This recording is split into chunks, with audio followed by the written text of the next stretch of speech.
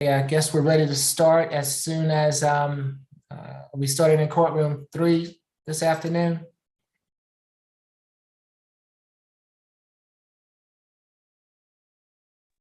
Good afternoon, Judge. Yes, we will. Okay, just let us know when you're ready. One moment, please. Thank you.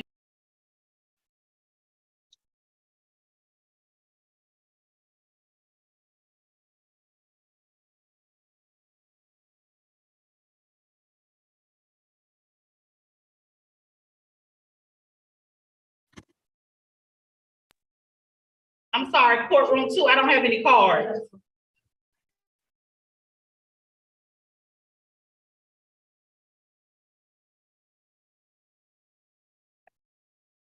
Doing all the females? How you doing, Your Honor? Doing well, Officer Norris. How are you today? Wonderful, sir. Can we start off with position 21? Okay, Also, she has a co-defendant in this case, and she's in courtroom 3. And I don't have a position number. do you have the name? Yeah, William, Miss Williams. Okay, so if Miss Williams, let's see, that's position number 30. And is this Miss Williams that's before me in courtroom 3? yes, sir. Okay. And let's see, in courtroom, and is this Miss Peoples in courtroom 2, position 21? Yes. Okay. Good afternoon, Ms. Peoples. I'm Judge Eric Morrow. This is the state court expedited accusation calendar that we're conducting by video. Do you agree to have your case heard by video? Is that a yes? Yes. Thank you. Ms. Peoples, you've been charged in case 23 CR 003235C with battery. Is there a history? Who do we have from pretrial? Ms. Roberts? Yes. She has 6 cycles, all out of Pennsylvania. Last arrest was May of 2022 for access device fraud out of Pennsylvania. That case was dismissed. She has a 2017 bag checks conviction and then a 2013 theft by deception conviction, and nothing further. Good afternoon, Ms. Falk. Good afternoon, Your Honor. So the fact pattern on this, Your Honor, is going to be for both of these defendants. I don't know if you would also like to hear Ms. Williams' history. Okay, Ms. Williams, good afternoon. I'm Judge Eric Morrow. This is the state court expedited accusation calendar that we're conducting by video. Do you agree to have your case heard by video? Yes, sir. Thank you. You've been charged in case 23 CR 003241C with simple battery. Is there a history for Ms. Williams? We have first arrest. Okay. Yes, Ms. Falk. Yes, Your Honor. So this incident happened May 21st, 2023 and officers were dispatched to the American Hotel at 160 Ted Turner Drive. The two, Miss Williams and Miss Peoples, are sisters. They spoke first with defendant Williams, who stated she was visiting from North Carolina to see her sister, defendant Peoples, who is from Pennsylvania and visiting Atlanta. So both of these individuals do not live in the state of Georgia. They decided to go to the Opium Lounge, had some alcoholic beverages. Defendant Williams stated she was trying to order an Uber ride, and she was unsure how to do so. And when the Uber arrived, she and her sister entered the rear of the vehicle. She stated at that time, defendant Peoples became upset about the Uber taking so long, grabbed defendant Williams in the hair, began punching her in the face multiple times while in the backseat of the vehicle. Defendant Williams also advised that defendant Peoples was extremely intoxicated, which had caused the issue. The officers observed that defendant Williams had a swollen right eye and the right side of her lip was swollen, which is why defendant Peoples was charged with battery. They then spoke to defendant Peoples, who stated it was defendant Williams who was extremely intoxicated and struck her multiple times in the face. She also stated that after she was struck multiple times by defendant Williams, she struck her back multiple times. Officers did observe dried blood on both of the shirts of both defendant Peoples and defendant Williams, but did not observe any physical injury to defendant Peoples. And so they proceeded to charge defendant Williams with simple battery against defendant Peoples, since there was no visible injury. Your Honor, these two do not live in the state. The real concern is the fact that, you know, not only were they beating up each other up, but they don't live in this state and they have no ties whatsoever that we can see with the state of Georgia. For that reason, on defendant Williams, let me just make sure I have the right individual, Your Honor. For defendant Williams, we are requesting a $2,000 surety bond, stay away from the American Hotel at 160 Ted Turner Drive. We are agreeable to her returning one time for her belongings with the police escort, and no further violent contact with defendant Peoples.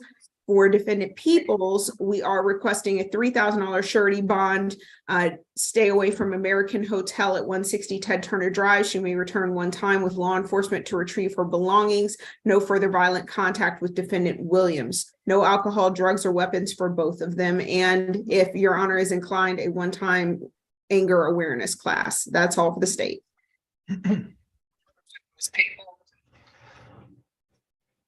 I'm sorry, Your Honor, I didn't hear you. Who represents Peoples? I'm representing Ms. Peoples, Your Honor. Okay, good afternoon, Mr. Ford. You can proceed. Thank you, Your Honor. Your Honor, as you would know in my client's criminal history, there's no violent history from my client, no more than the parking tickets and some check situations. My client is 37 years of age. She is a high school graduate. She works for 1PA, a nonprofit political organization, and she is the West PA campus director. Your Honor, she has, even though she doesn't have any ties as far as she lives here in Georgia, Your Honor, she has given me plenty of individuals who could vouch for her being able to return to Georgia to take up this situation. She will not be, she has a very substantial job. Along with, Your Honor, she is the main caregiver for 3 children. She has a teenage 19 and 13 and a 5-year-old, which she is a primary caregiver. Your Honor, she's given me a telephone number, email address, and an individual who can be contacted. She definitely denies the allegation. She maintains her innocence. Your Honor, she definitely wants to come back and deal with this situation each time it's scheduled for court. I think if any type of bond is set at this time, Your Honor, it would be tough for her to get back and to take care of her children at this time.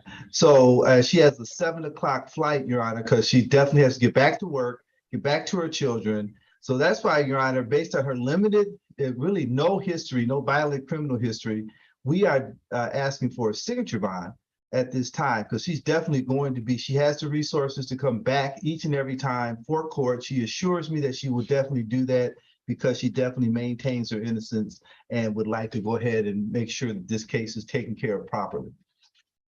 So we ask for a signature bond at this time, Your Honor. Ms. McLeod, do you represent Ms. Williams? I do, Your Honor. Good afternoon. Good afternoon. You can proceed. Your Honor, my client is 35 years old. She lives in North Carolina. She has never been arrested in her life. And she was the one who called the police officer because she needed assistance to get her stuff from the hotel. And the room was under her sister's name and her sister had the key. I would ask the court to, based on my client's limited history and the fact that she lives just across the border in Charlotte, she tells me that there will be no issue with her coming for court, that the court would give her a signature bond so she can get out of jail and get back to work. She tells me she's gainfully employed at CVS in Charlotte. Nothing further, Your Honor. Okay, for both Ms. Williams and Ms. Peoples, it's going to be a $3,000 signature bond through the jail.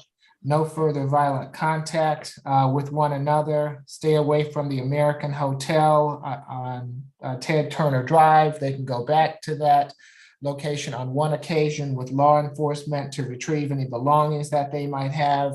No drugs, alcohol, or weapons while they're out on bond. I'm giving you both the opportunity to sign your own bonds, but if you do not show for your next hearing date, a bench warrant will be placed out for each of you. Mr. Ford, as you may know, we have 30+ people on this calendar, and then we have the paperwork to do. I'd say that to say that I doubt that your client's going to be able to make a 7 o'clock flight this evening.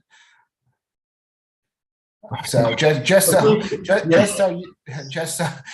she knows, I doubt she's going to be able to get processed out that quick. But I did give them a signature bond. Good luck to you both. We're just hopeful, Your Honor. Okay, hope springs eternal. Who do we have next? Position number 1, Ms. Baker.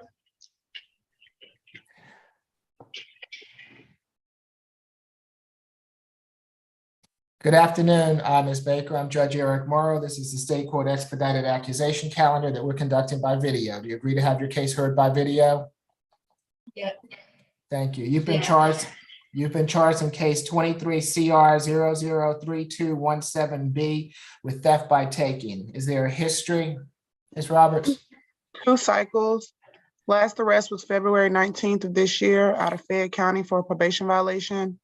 The underlying charge was a driving while license suspended conviction from 2022. And nothing further. Okay. Ms. Falk, I'm sorry, thank you.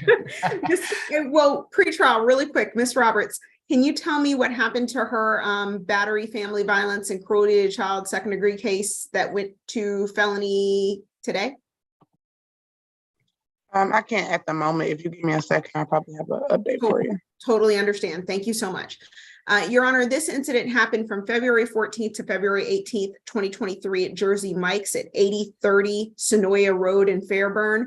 Manager Nautica Shaw met with the officer, explained that the defendant, who is an employee, was caught on camera stealing from the cash register. There were 3 separate incidents. The first was February 14th.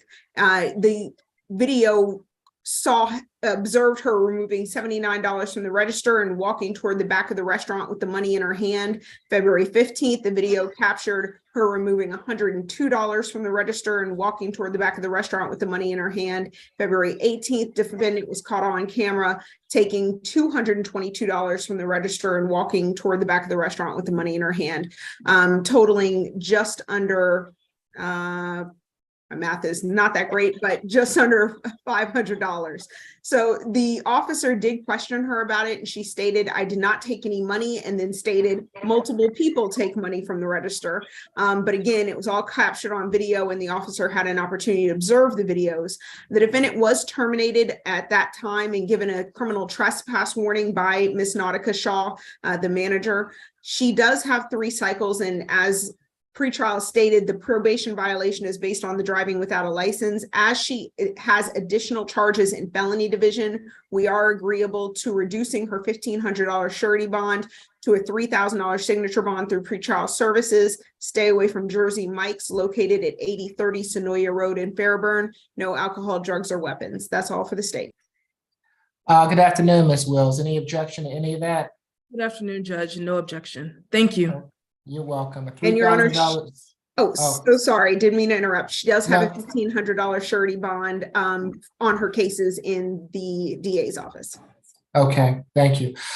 So it'll be a $3,000 signature bond through pretrial. Stay away from Jersey Mike's.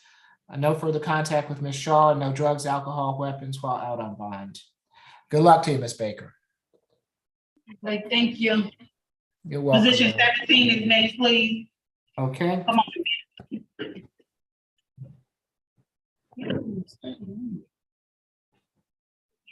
Good afternoon, Ms. Mack. I'm Judge Eric Morrow. This is the State Court Expedited Accusation Calendar that we're conducting by video. You agree to have your case heard by video? Thank you. Ms. Mack, you've been charged in case 23 CR 003232H with willful obstruction of a law enforcement officer and battery family violence. Is there a history, Ms. Roberts? 3 cycles. Last arrest, October of 2021 for disorderly conduct out of Clayton County, and 1 conviction from 2016 for criminal trespass, and nothing further. Good afternoon, Ms. Bickerstaff. Good afternoon, Judge. How are you? Good, thank you. Good. This incident happened May 20th, 2023 at 2025 Linwood Avenue. And this is where the defendant pushed Mr. Ahmad Quincy down some stairs, and then she began to punch and beat him. The victim had to call the defendant's cousin, who was there, to help get the defendant off of him. The defendant sustained scratches to his elbow and busted lips. The defendant stated that what all that Mr. Quincy told the police was true and that he deserved it. And she also stated that she was tired of the victim. The defendant also resisted arrest by refusing to place her hands behind her back. Officers had to tase her in order to get her to comply with the arrest. For these reasons, the state's recommendation is a $4,000 surety bond, $3,000 for the battery family violence, $1,000 for the willful obstruction, 1-day anger awareness course, no further contact with Mr. Ahmad Quincy, to stay away from the incident location, 2025 Linwood Avenue, as well as no alcohol, drugs, or weapons while out on bond. And I believe Mr. Quincy is on the Zoom call, so I would like to sound for him. Mr. Quincy, if you are with us and would like to address the court, now is your opportunity to do so. If you would, which you don't have to, but if you would like to address the court, you'll have to activate your camera, unmute yourself, and I'll have to swear you in. Yes, sir. Yes, sir. If you'll raise your right hand for me. Do you swear affirm the testimony you're about to give before this court be the truth, the whole truth, and nothing but the truth? Did you hear me, sir? Yes, Your Honor. Okay, you Yes. put your hand Yes. down. What would you like to tell the court? Everything that the lady just said is actually true, or whatever. And I don't know why things happened the way it did, and I wish it didn't happen. But I had got to a point where I got tired of it, because that's not like the first time like I done got hit on or whatever. And I'm a small dude, and she, is much bigger than me. So me calling the police was me like defending myself. You know what I'm saying? Because I didn't want to put my hands on her, because then that would have been me going to jail. And I didn't want to go through all that, because I have kids at the home too. So I was doing, I feel like I did the right thing as calling, law enforcement. Okay, who is Miss Quincy to you? I mean, who is Miss Mack to you, Mr. Quincy? That was my fiance. Okay, do you all still live together, or do you live together? Yeah, we stayed in the same home. Okay, and do you share children together? Technically, yeah, like I have one child by her, and the other 4 like are hers. They're not like my blood, but I've been in their life for a long time. Okay, thank you, sir. Mr. Ford? Thank you. Your Honor, can I ask a question of Mr. Quincy? Yes, sir. Thank you. Mr. Quincy, are you, you live together, you live with Miss Mack, right? Yes, sir. Now, you're not afraid of her coming back to the home, are you? What do you mean? I mean, you're not fearful of Miss Mack? Technically, no, because I know that her cousin wouldn't allow my life to be in danger again. So I know that he would try his best to, I guess, keep everything calm until she could figure something out. Yeah. So you would be comfortable with her coming back to the home, am I correct? I wouldn't sit here and say comfortable, but Mr. Ford. So If that's the line of questioning, she can go back to get her things with law enforcement. But given what Mr. Quincy has told the court today, I would not be so inclined to put him in harm's way. Well, Your Honor, my concern is that can I say something? Hold on, let Mr. Ford finish, and then I'll let you chime in, Mr. Quincy. Go ahead, Mr. Ford. Here's my concern, Your Honor. My concern is the fact that Ms. Mack is a stay-at-home mom. She has 5 children, one set of twins. That she is the caregiver. She is the caregiver for these children, and they're at that home, Your Honor. And so that's why I have a concern with her not being able to go back to the home, because I feel that the fact that the children will not be properly cared for. And so at this point, and as Mr. Quincy has mentioned, only one of the children is his child. She has 4 others that she is caring for. So her not being able to go back to the home, I think, Your Honor, causes some real major concerns.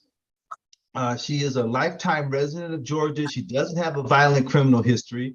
I have plenty of community support for her, but not places that she can stay. But she does have a sister that she did give me the telephone number for. So at this point, Your Honor, my client and any bond that would be set, Your Honor, would be like a no bond, because she has no income at this time. She just has funds to care for the children.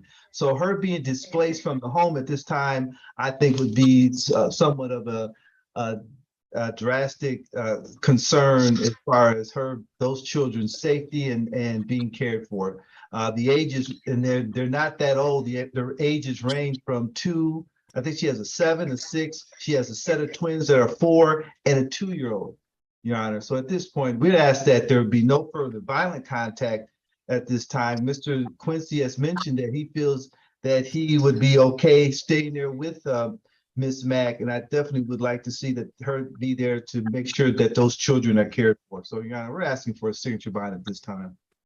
Your Honor, just briefly, our advocate was able to speak to the defendant. I'm not the defendant, but Mr. Quincy on the line. He stated that he did not want any contact and a stay away order, and as well that the cousin that PD Ford is talking about, he told our victim advocate that the cousin lives there and is the emergency caretaker for the children. So I just want to inform you of that. Thank you. Did you have something further, Mr. Quincy, that you wanted to let the court know? Really at this point, it's like, because I said, everything, I just told y'all everything. So, and I understand what the lawyer is saying, and I can't do nothing but respect that, and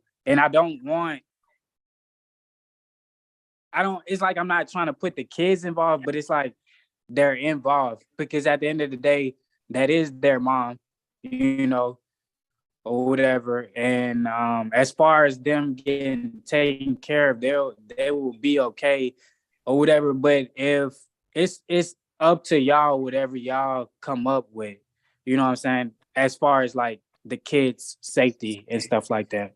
Your Honor, if I could just say something, I'm concerned with the fact that the kids will be okay. These kids should be more than okay.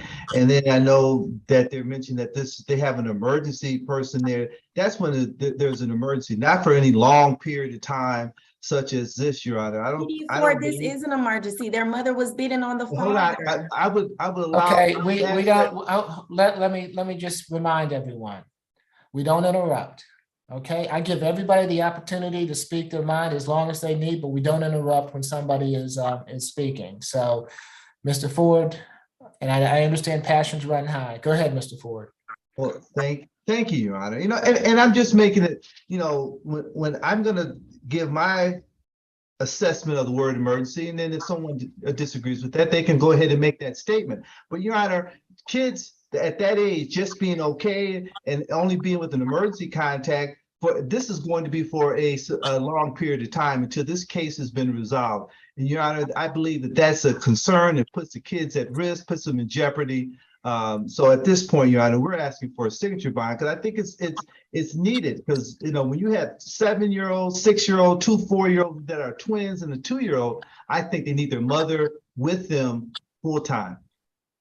So And I also, I don't disagree with you, Mr. Ford, but at the same time, I'm not putting her back into a household where there are allegations that there's been abuse in that household. Those children are seeing that abuse also. They're learning from that. You need to raise the children up in the way that they're going to be raised, and this is not the way to raise those children up. If DFACS needs to get involved, then DFACS needs to get involved, but I'm not putting her back into a household where this young man does not feel safe, I believe, and also where this young man did the right thing by calling the police and tried not to get himself incarcerated. I mean, so I'm going to look out for Mr. Quincy in this regard. So whatever arrangements she makes for the children, she'll have to make those arrangements. It's going to be a $3,000 for the willful obstruction, $1,000 signature bond through pretrial. For the battery, a $3,000 signature bond through pretrial, 1-day anger awareness, no further contact with Mr. Quincy. Stay away from the Glenwood Avenue address. She can go to that address on one occasion with law enforcement to retrieve any belongings that she might have there. No drugs, alcohol, weapons while out on bond. As far as the children go, there will be third-party contact with any minors that Mr. Quincy shares with Ms. Mack. Okay. Good luck to you, Ms. Mack. Good luck to you also, Mr. Quincy. Yes, Your Honor. Judge Morrow, can we go through the bond one more time, please? Yes, $1,000 signature bond for the obstruction, $3,000 signature bond for the battery, through pretrial per the judge, 1-day anger awareness. Thank you. Excuse me, I have something to say. No, Ms. Mack, you have a right to remain silent. Anything you say can be used against you. I have given you a signature bond in this regard, and I would advise you to speak with Mr. Ford at some point after this hearing today. Okay, who do we have next? Position Am I number good to 9. go? Yes, you are. Have a good afternoon, Mr. Quincy. We appreciate you being here. Yes, sir.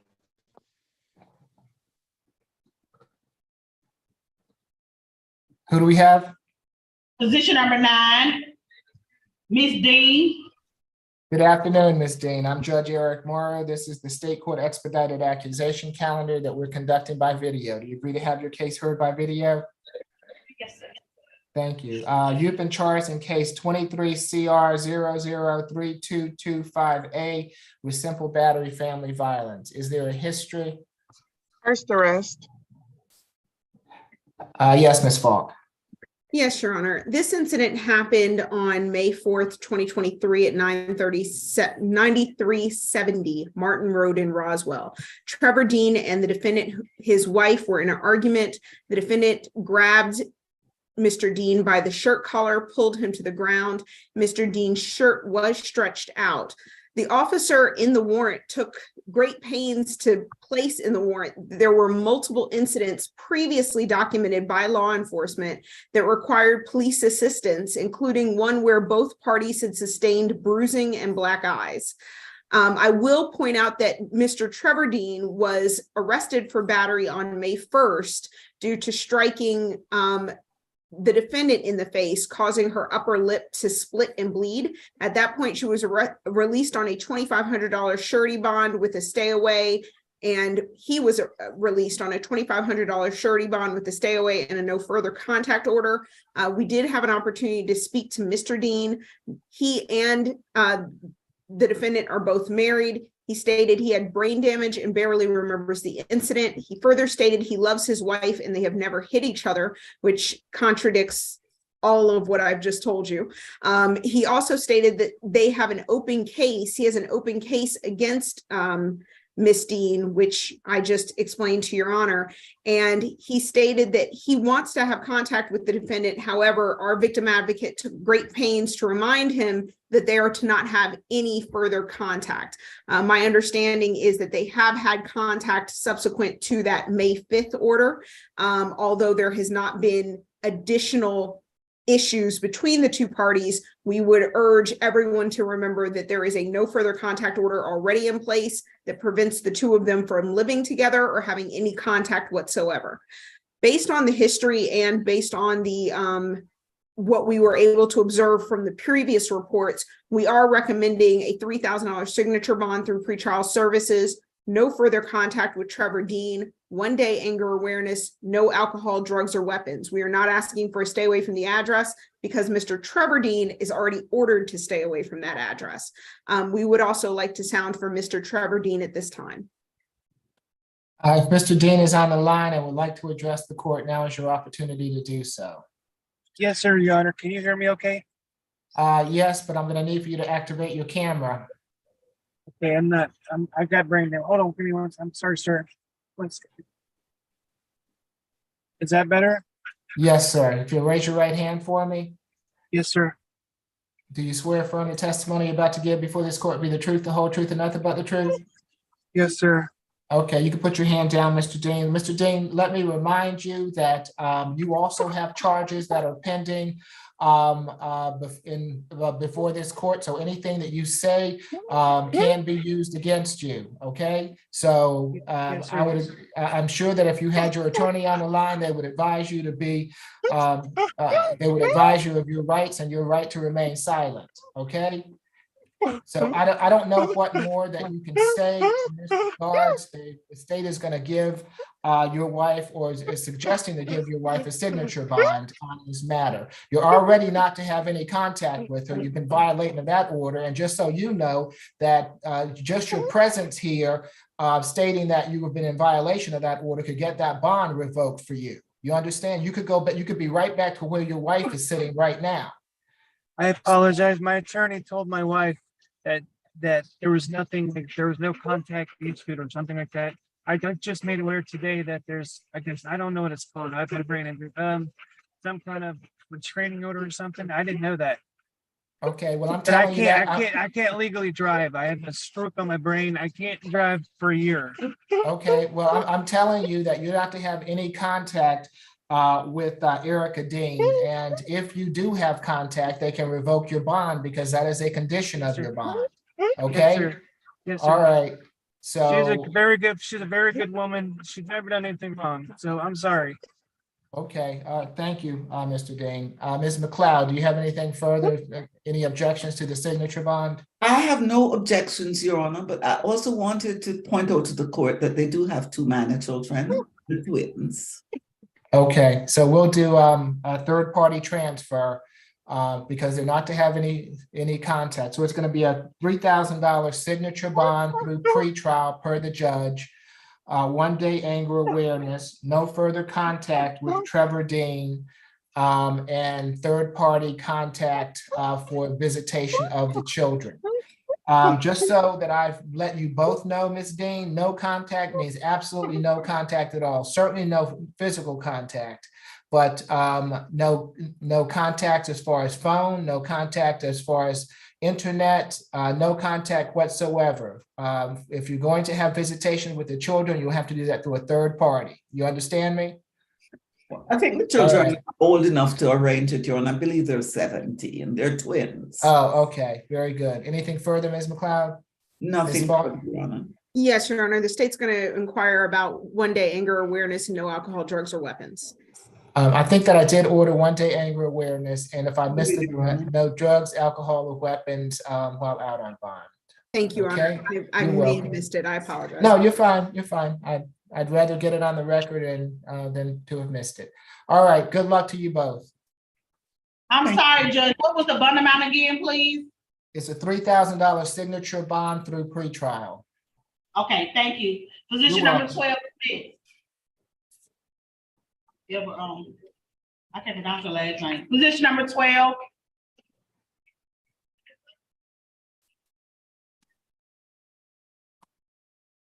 And this is Miss Everett. Yes. Free? Okay, good afternoon, ma'am. I'm Judge Eric Morrow. This is the state court expedited accusation calendar that we're conducting by video. Do you agree to have your case heard by video? Yes, Judge. Thank you. You've been charged in case 23 CR 003227G with battery family violence. Is there a history, Ms. Roberts? Yes, 3 cycles. Last arrest was May of 2010 in Marietta for a probation violation, and a 2010 theft by shoplifting conviction. Nothing further. Ms. Falk? Yes, Your Honor. This incident happened May 3rd, 2023 at 7840 Roswell Road in Sandy Springs. And I apologize if I mispronounce this name. Aviv Elugev stated that his wife, the defendant, had been living with him for 3 months. Just to clarify, they share 2 children, but have been living separately for 4 years at this point. The defendant came home, according to Mr. Elugev, he came home and observed an unknown male inside of his residence with a handgun in his possession. Mr. Elugev stated to the defendant that he did not want an unknown male staying in the house around the children with a handgun and that he had to leave. At that point, the defendant became upset, picked up a metal box, threw it at Mr. Elugev, striking him in the face and mouth. Mr. Elugev had cuts to his lower left part of his mouth and to the lower left gum area inside of his mouth. The defendant, as the unknown male, and the children then left the residence, and Mr. Elugev drove himself to the hospital to be checked out. The state does have some concerns for the level of violence, not only that, and the fact that this defendant brought around a gentleman who was openly carrying a handgun around small children. We do have some serious concerns here, and we are asking for a $3,000 surety bond to stay away from 7840 Roswell Road in Sandy Springs. No further contact with Aviv Elugev, and third-party transfer of children, 1-day anger awareness, no alcohol, drugs, or weapons. I am placing in the chat the spelling of the victim's name for the litigation manager. We would also like to sound for Mr. Elugev. Mr. Elugev, if you are present and wish to address the court, now is your opportunity to do so. Doesn't appear so, Ms. Falk. Yes, Your Honor. We were not, there was no number. Is this Mr. Elugev? iPhone, are you Mr. Elugev, Aviv Elugev? Oh, okay. Okay. Your Honor, there was no number listed in the warrant application. We did do multiple searches and were not able to find a contact number. Okay, thank you. Ms. Wills? Thank you, Judge. Ms. Everett is 30 years old. As it was stated, her last arrest was 13 years ago. She has resided in Georgia the majority of her life. She has 2 children, a 6-year-old and an 11-year-old. One of her children is autistic, and she is the sole provider and caregiver for both of her children. She is currently employed as an Amazon delivery driver, and she's been employed there for 1 year. My client states that the complaining witness approached her in a very aggressive manner, that she felt threatened, and any action she took on that day, she did out of self-defense, but she does not specifically remember everything that took place.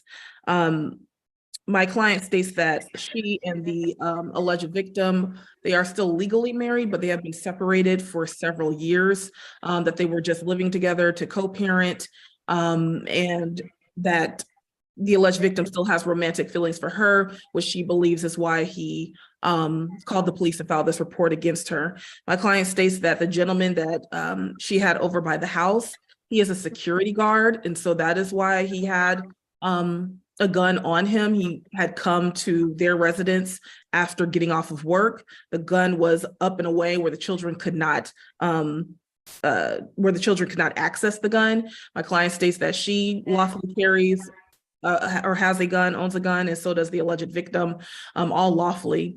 So for those reasons, I would ask for a signature on bond in light of my client's very minimal criminal history. If Your Honor is not so inclined, I would ask for a $750 surety bond, and I would also request a one-time law enforcement escort back to the residence so that my client can pick up her belongings. Your Honor, I will just point out that Mr. Elegev gave a slightly different version of events to the officers as regards to why she was staying at the residence. According to him, she did not have a job or a place to stay. And so at that point, he allowed her and the children to live there because they're his children and they needed a place to stay at the time. And so he allowed all of them to stay with him during that time. Thank you. It's going to be a $3,000 signature bond through pretrial per the judge, 1 day anger awareness, no further contact with the alleged victim, Mr. Elegev. Stay away from the Roswell Road address. She can go back to that address on one occasion with law enforcement to retrieve any belongings that she might have there. There's also be third-party transfer of the children for visitation, no drugs, alcohol, or weapons while out on bond.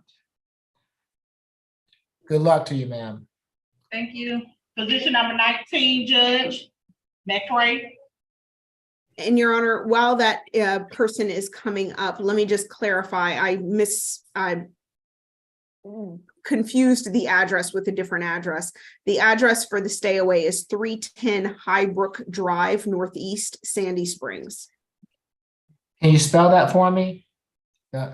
Highbrook, is that what you said? Highbrook, it looks to be two separate, well, it looks to be one word, Highbrook,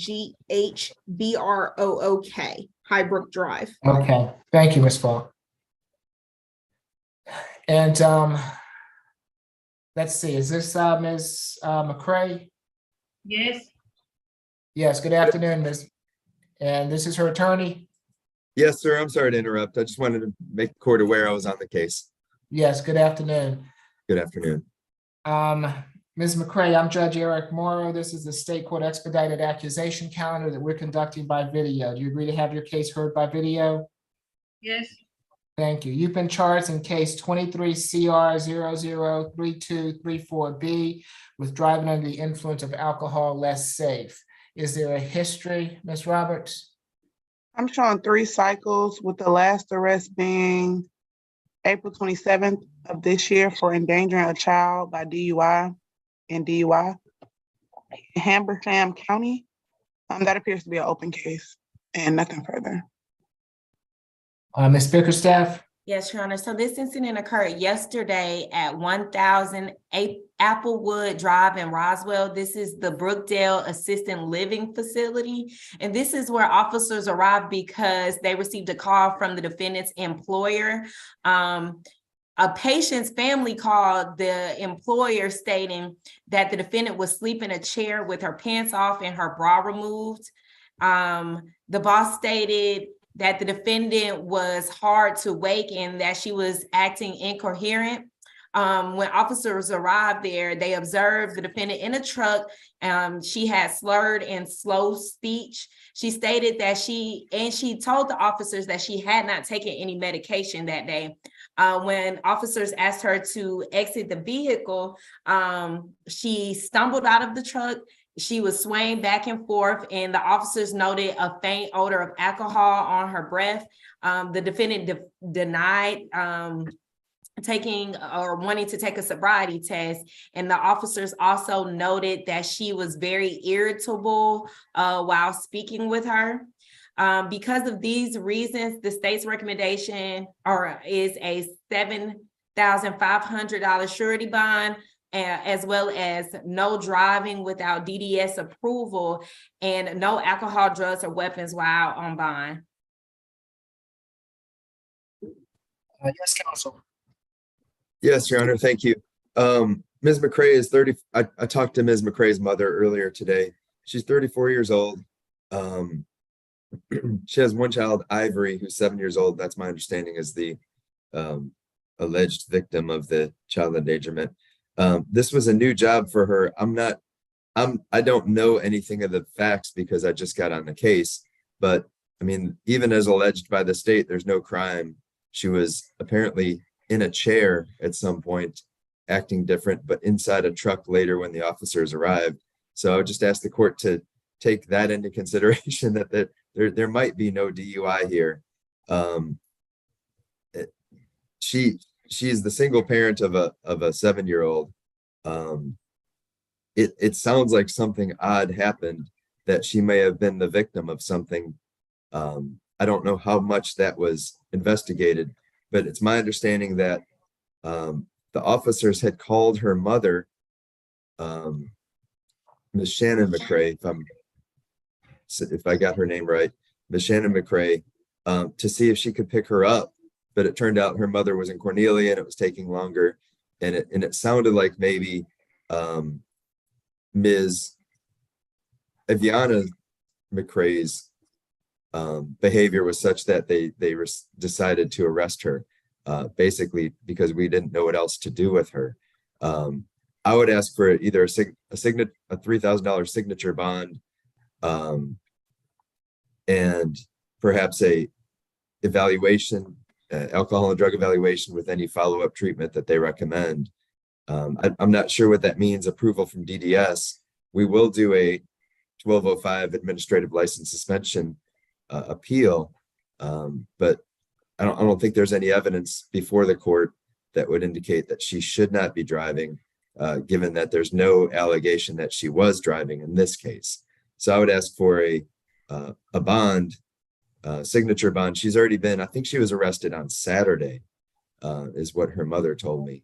She had dropped her daughter off at her mother's house and was arrested when she went to work.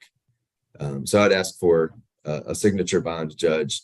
And if there is an issue, let's get to the bottom of it while the case is pending, but give us an opportunity to address or to get out on bond and help her in her own defense, Judge. And Ms. Bickerstaff? Yes, briefly, the warrant did state, as I said previously, that the officer smelled alcohol on her breath, as well as the officer noted in the warrant that he did not feel safe allowing the defendant to drive off because he suspected that the defendant was under the influence of a substance and or alcohol. So I would just like for you to consider that when considering the state's recommendation for a bond. Okay, it's going to be a $2,000 good bond. No drugs, alcohol, weapons while out on bond. All right. Thank you, Your Honor. And I'm sorry, I'm not familiar with the nomenclature good bond. Does that mean? It's a surety bond. Understood. Thank you very much. All right. Good luck to you, Ms. McCrae. Thank you, Judge. May I be excused? Yes, have a good afternoon. Thank you. You too. Thank you. Who do we have next? It's going to be position number 23, Mr. Rapley. Rapley. Good afternoon, Rapley. Yes. Thank you, Judge. Good afternoon, Mr. Rapley. I'm Judge Eric Morrow. This is the State Court Expedited Accusation Calendar that we're conducting by video. Do you agree to have your case heard by video? Yes, Your Honor. Thank you. Good afternoon. You've been charged in case 23 CR 003237G with simple battery family violence. Is there a history, Ms. Roberts? Appears to be his first arrest. Ms. Bickerstaff? Yes, Your Honor. So this incident occurred May 20th, 2023 at 1053 Liam Avenue. And this is where officers arrived and were advised that by Miss Simone Rapley, the defendant's mother, that a verbal dispute took place between her and her son because Miss Rapley's younger son came to her crying about being bullied by the defendant. And so she went to go see what was going on between the two.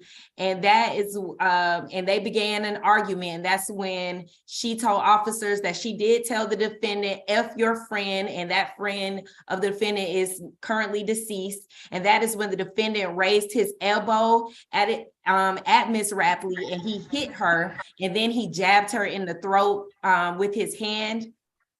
Ms. Rapley also advised that she then mushed the defendant and shoved him away from her. The defendant told officers that while he was trying to walk away from his mom began to hit him. But officers did speak with another child, Ms. Rapley's daughter, who saw the incident. She stated that her brother was the first person to make physical contact in this incident. and that she did confirm that the defendant elbowed their mother, Your Honor. For these reasons, the state's recommendation is a $3,000 surety bond, 1-day anger awareness course, no further contact with his mother, Miss Rapley, to stay away from the incident location, as well as no alcohol, drugs, or weapons while out on bond. And if Miss Rapley is on the Zoom call, I would like to sound for her. Ms. Rapley, if you're with us, this is your opportunity to address the court if you choose to. Doesn't appear so, Ms. Bickerstaff. Mr. Ford? Thank you, Your Honor. Ms. Rapley said she might be in court, Your Honor. I don't know if she's actually in the courtroom. In the gallery. I think she's in the courtroom somewhere, Your Honor. She's in the gallery in the courtroom. Hey, Rapley. You know, you're holding up on that side. Stand right here.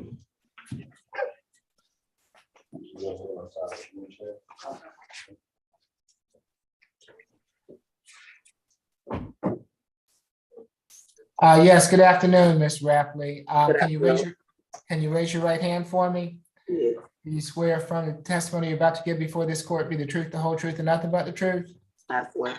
Okay, you can put your hand down. Thank you, Ms. Rapley. What would you like to tell the court? This was just a learning experience for me, for my son.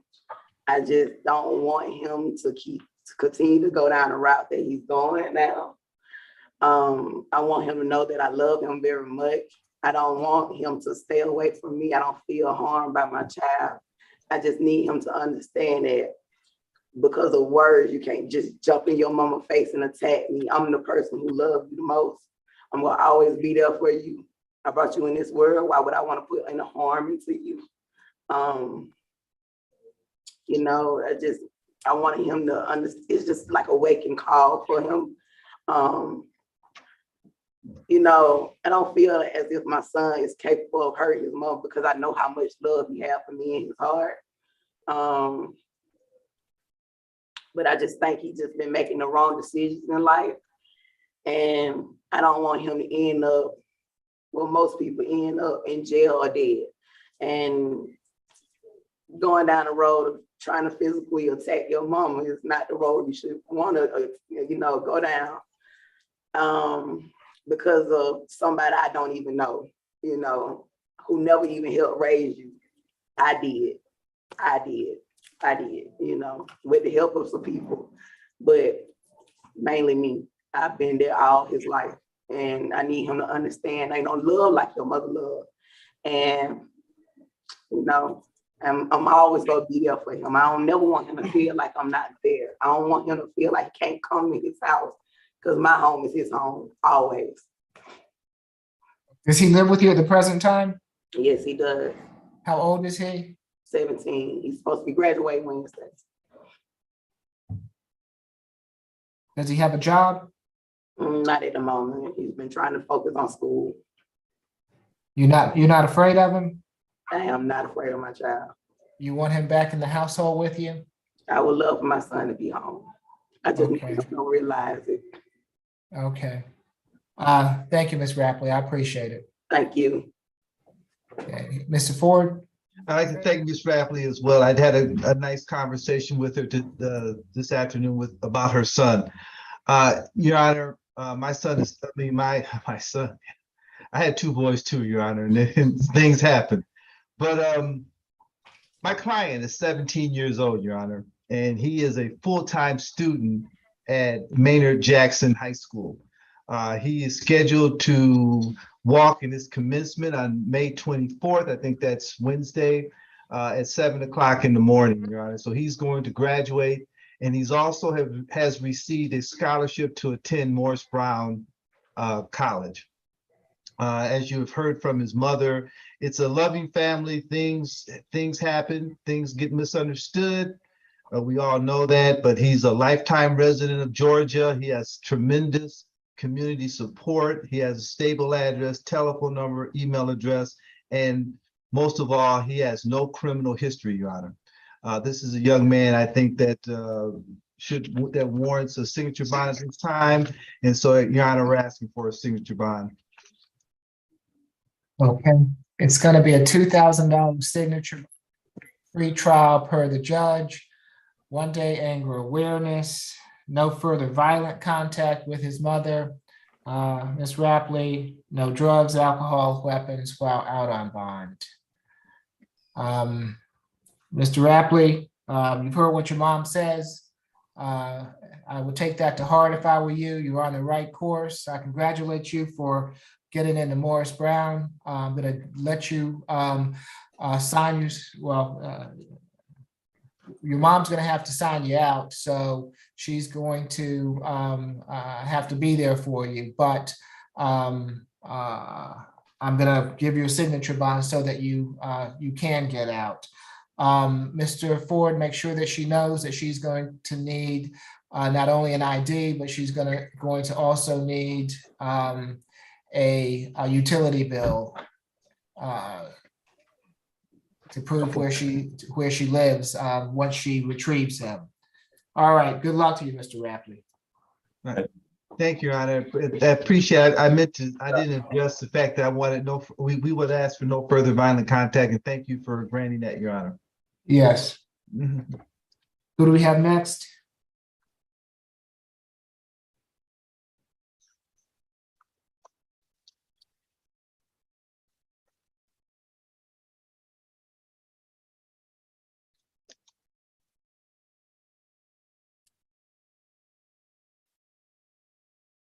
Position 14, Jenkins.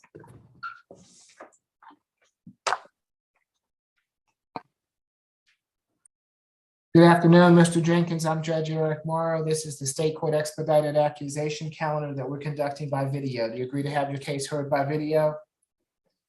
Yes, sir. Thank you. You've been charged in case 23 CR 003244D with willful obstruction of a law enforcement officer. Is there a history, Ms. Roberts? First arrest. Thank you. Who's presenting for, It's Ms. me, Falk? Your Honor. Yes, Your Okay. Honor. It just took Okay. me a moment to unmute and click on my video. So this incident happened May 20th of 2023 over at 2780 Camp Creek Parkway in Atlanta, Georgia. The officers were called and dispatched to Big A Food Mart at that location in reference to 5 to 6 males selling drugs outside the plaza and frequenting between the stores in the plaza. When the caller made the call, they also stated that one of the males with a blue hoodie and blue jeans is in possession of a firearm.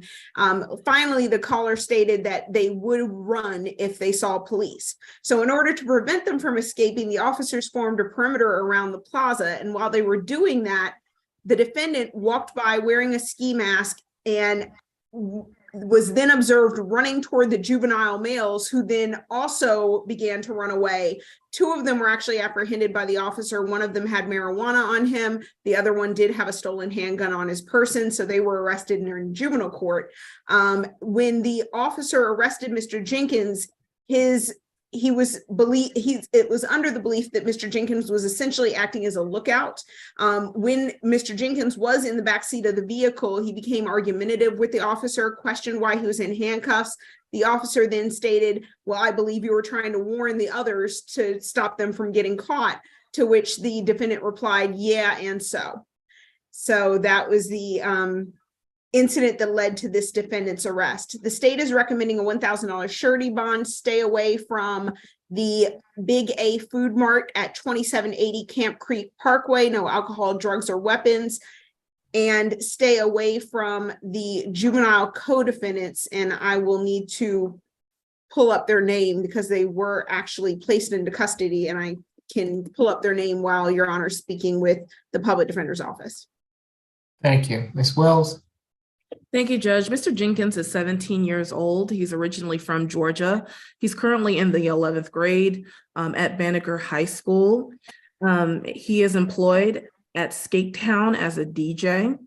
He denies the allegations as alleged and states that he was headed to meet his grandmother. His mother has already paid. He also was arrested for, I'm sorry.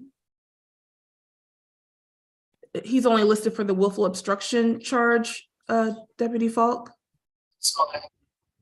Yes, the possession of marijuana charge and the crossing guard lines charge, because crossing guard lines is a felony that went to the DA's office along with the possession of marijuana charge. Okay, my understanding in speaking to my client is that his mother has already paid his bond for the obstruction. So he was issued $1,000 surety bond on the obstruction only, and he states that his mother has paid that bond already.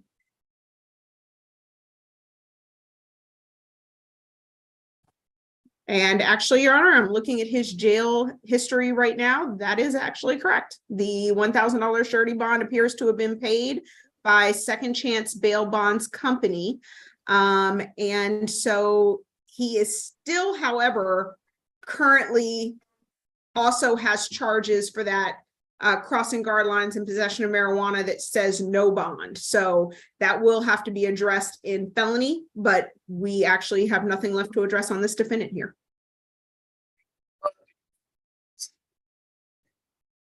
Who do we have next?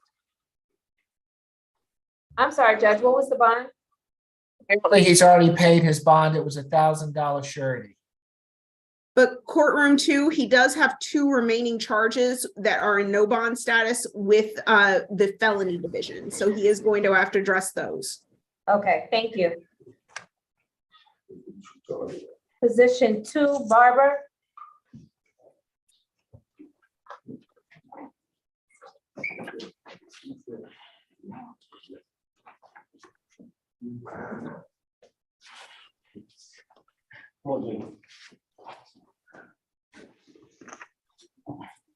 Good afternoon, Mr. Barber. I'm Judge Eric Morrow. This is the State Court Expedited Accusation Calendar that we're conducting by video. Do you agree to have your case heard by video? Thank you. You've been charged in case 23 CR 0032228G with driving under the influence of alcohol, less safe, expired or no driver's license, improper erratic lane change, no insurance, and acquiring a license plate for the purpose of concealing identification of a motor vehicle. Is there a history, Ms. Roberts? First arrest. Ms. Bickerstaff?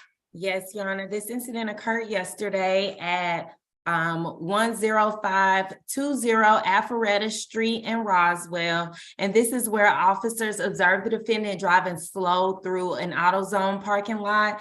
The officer noted that the car had severe damage, including multiple airbag deployment. He had 2 flat tires and fluid leaking from under the car, as well as front end damage to the vehicle. The defendant told officers that he had hit a curb, and the officer said all that damage could not have been done with just hitting a curb. The defendant did tell officers that he had a few alcoholic drinks earlier. And when officers ran the car's VIN number, the officer discovered the license plate that was attached to the car did not belong to that car, and that the plate registered to that car had an expired registration, and it did not have valid insurance. For these reasons, the state's recommendation is a $6,000 surety bond, as well as no driving without DDS approval, and no alcohol, drugs, or weapons while out on bond. The breakdown for that is $2,000 for the DUI, less safe, $1,000 for everything else, Your Honor. Or $1,000 each for the remaining charges.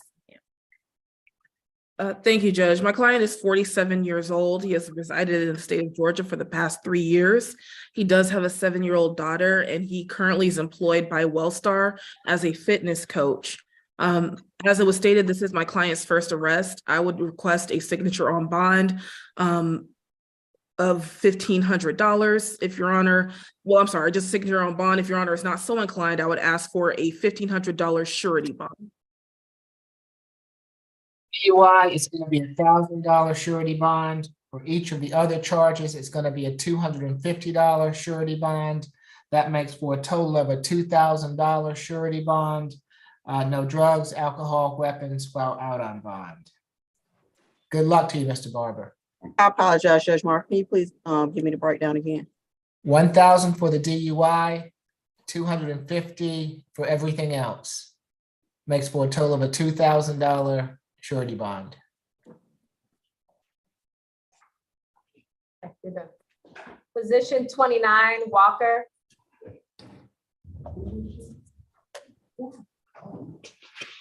Put your mask up for me, Walker.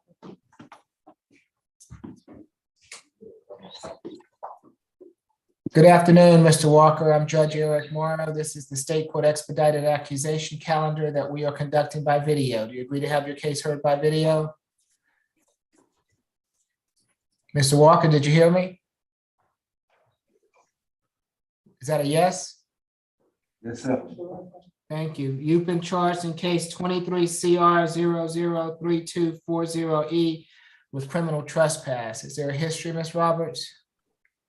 17 cycles, 3 FTAs, 3 probation violations. Last arrest was June of 2019 for theft by receiving stolen property. A 2017 misdemeanor CWAC conviction. 2013 possession of marijuana less than an ounce conviction. 2003 robbery and possession of a controlled substance. And 2001 burglary. And nothing further. Ms. Bickerstaff? Yes, Your Honor, this incident occurred May 19th, 2023 at 45 Decatur Street.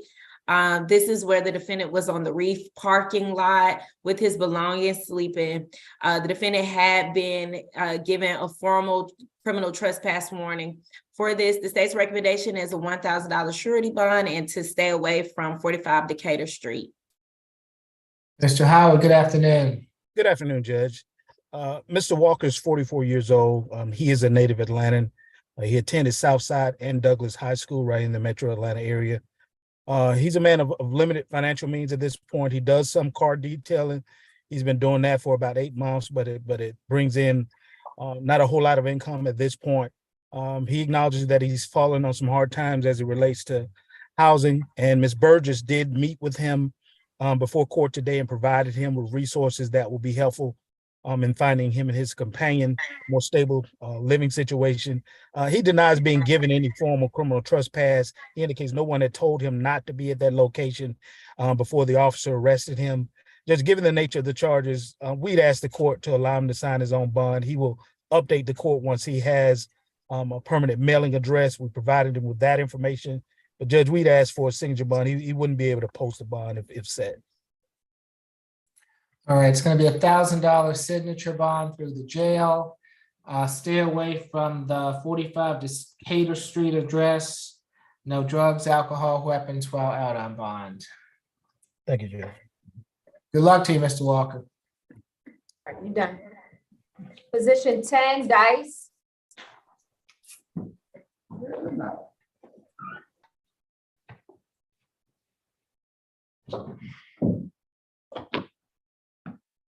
Good afternoon, Mr. Dice. I'm Judge Eric Morrow. This is the State Court Expedited Accusation Calendar that we're conducting by video. Do you agree to have your case heard by video? Yes, Your Honor. Thank you. You've been charged in case 23 CR 003222E with driving under the influence of alcohol, a concentration of 0.08 grams or more, improper erratic lane change, possession of an open alcohol container, and DUI less safe. Is there a history, Ms. Roberts? First arrest. Ms. Bickerstaff? Yes, Your Honor, this incident occurred May 20th, 2023. This was on Holcomb Bridge Road in Roswell, and this is where officers observed the defendant's tires first crossing the solid white line and then crossing over the dash white lines. So the officer conducted a traffic stop. When the officer made contact with the defendant, the officer noted that he's smelled a strong odor of alcohol on the defendant's breath. The defendant's eyes were bloodshot and watery, and he also had slow speech and he seemed confused. The defendant admitted to having an IPA that day. The officer observed the defendant having unsteady feet when he exited the vehicle and he nearly stumbled to the ground. The officer did conduct a sobriety test and the defendant had a blood alcohol level. Judge, we would object to a number being given at this stage. As the court is aware, the blood alcohol test, if it's ever entered in evidence, the proper foundation has to be laid for that. So we'd ask that not be given at this stage, given that guilt or innocence is not the issue. Okay. I'm gonna allow her to go ahead and give it, and I will take that under advisement. Thank you, Mr. Howard. Yes, so the defendant's BAC was 0.198. And the officers found 2 open liquor bottles in the passenger seat with its contents partially removed. So for these reasons, the state's recommendation is a $6,000 surety bond, $2,000 on the DUI 0.08 grams, $2,000 for the DUI less safe, $1,000 for the improper lane change, and $1,000 for the open containers, as well as no alcohol, drugs, or weapons while out on bond, and no driving without DDS approval. Mr. Howard? Yes, Judge. Mr. Dice is 29 years old. He too is a native Atlantan. He's a graduate of Brookwood High School. He is gainfully employed as a pharmacy tech. He's been on that job for about a year, and he won't qualify for our services after today. Based on his income. Judge, as the court heard, he has no prior convictions, and we would ask the court to take that into account in assessing bond. He certainly intends to defend these charges and return to court with counsel to defend these charges. Judge, we would ask the court to consider a signature bond on a number of the counts. If the court is inclined, we would ask for a signature bond on the improper lane change, the open container of alcohol, as well as one of the DUI charges in action. Either the less safe or the per se, and we'd ask for $1,000 bond on the remaining per se count. So we would ask the court to consider that. Okay. For the 0.08 grams or more DUI, $1,000 surety bond, improper erratic lane change, $250 surety bond. Possession, open alcohol, $250 surety bond, less safe, $500 surety bond, total of a $2,000 surety bond, no drugs, alcohol, or weapons while out on bond. Your Honor, would the court consider a signature bond on the less safe, since the state cannot proceed on both of these anyway? It would only be one or the other at some point. We would ask for a signature bond on one of them, Judge. Okay. If it makes any difference to you, if that's going to be the case, I would have a $1,500 good bond on the 0.08 grams and a $500 signature bond on the other one. I was taking that into account, Mr. Howard, when I was doing my calculations. If you want me to do that, I'm happy to do it. No, Judge, it's going to be if it's going to be the same, then you can leave it as is, Judge. Okay, and if you'll notice, first-time DUIs, I think this is in line with what I've given other people even today. Okay. Thank you, Judge. All right. Good luck to you, Mr. Dice. So just to confirm, we're sticking with the whole thing is a good bond, correct? Yes. Thank you, Ms. Strong. Yes. And Judge, what is that reset date? Is it 6/1? That's a June 6th. June 6th. All right. It is 2,000. Let me make sure. Judge Morrow, the total bond is 2,000, correct? Yes, that's correct. Yeah, I'm good. Position 11, Eggleston.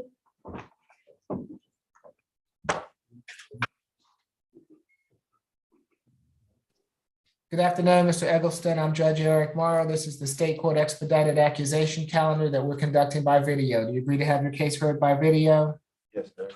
Thank you. You've been charged in case 23 CR 003226F with willful obstruction of a law enforcement officer. Is there a history, Ms. Roberts? One prior arrest from not January. 2 prior arrests.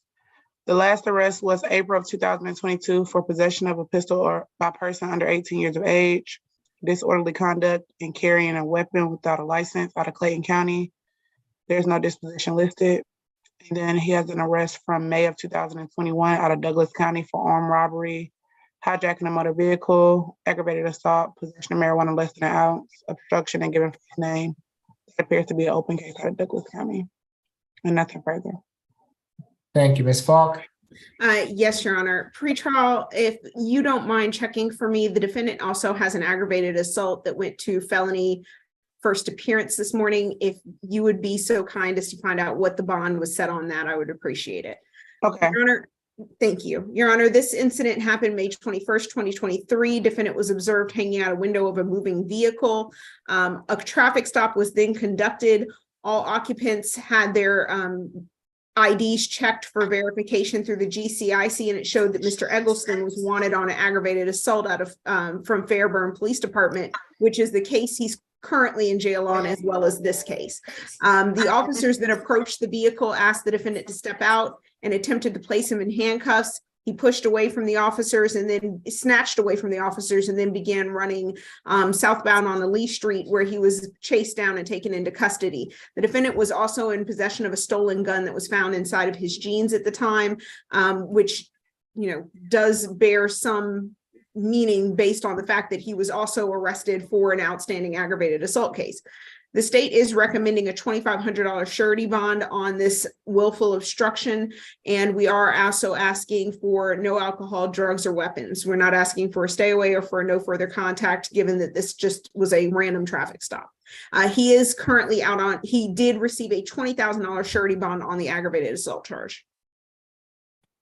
Wills? Thank you, Judge. My client is 19 years old. He is originally from Georgia. He states he is currently working on obtaining his GED. He does not have any children and is employed by Pro Logistics, where he works in their warehouse, and he's been employed there for the past 2 months. My client states that he was injured during the course of the arrest. Given my client's young age and the fact that he has no prior convictions, I would ask for a signature on bond. Especially considering that he currently has a $20,000 surety bond. If Your Honor is not so inclined, I would ask for a $500 surety bond. The $1,000 surety bond, no drugs, alcohol, weapons while out on bond. Good luck to you, Mr. Eggleston. Position 3, Belster. Belster.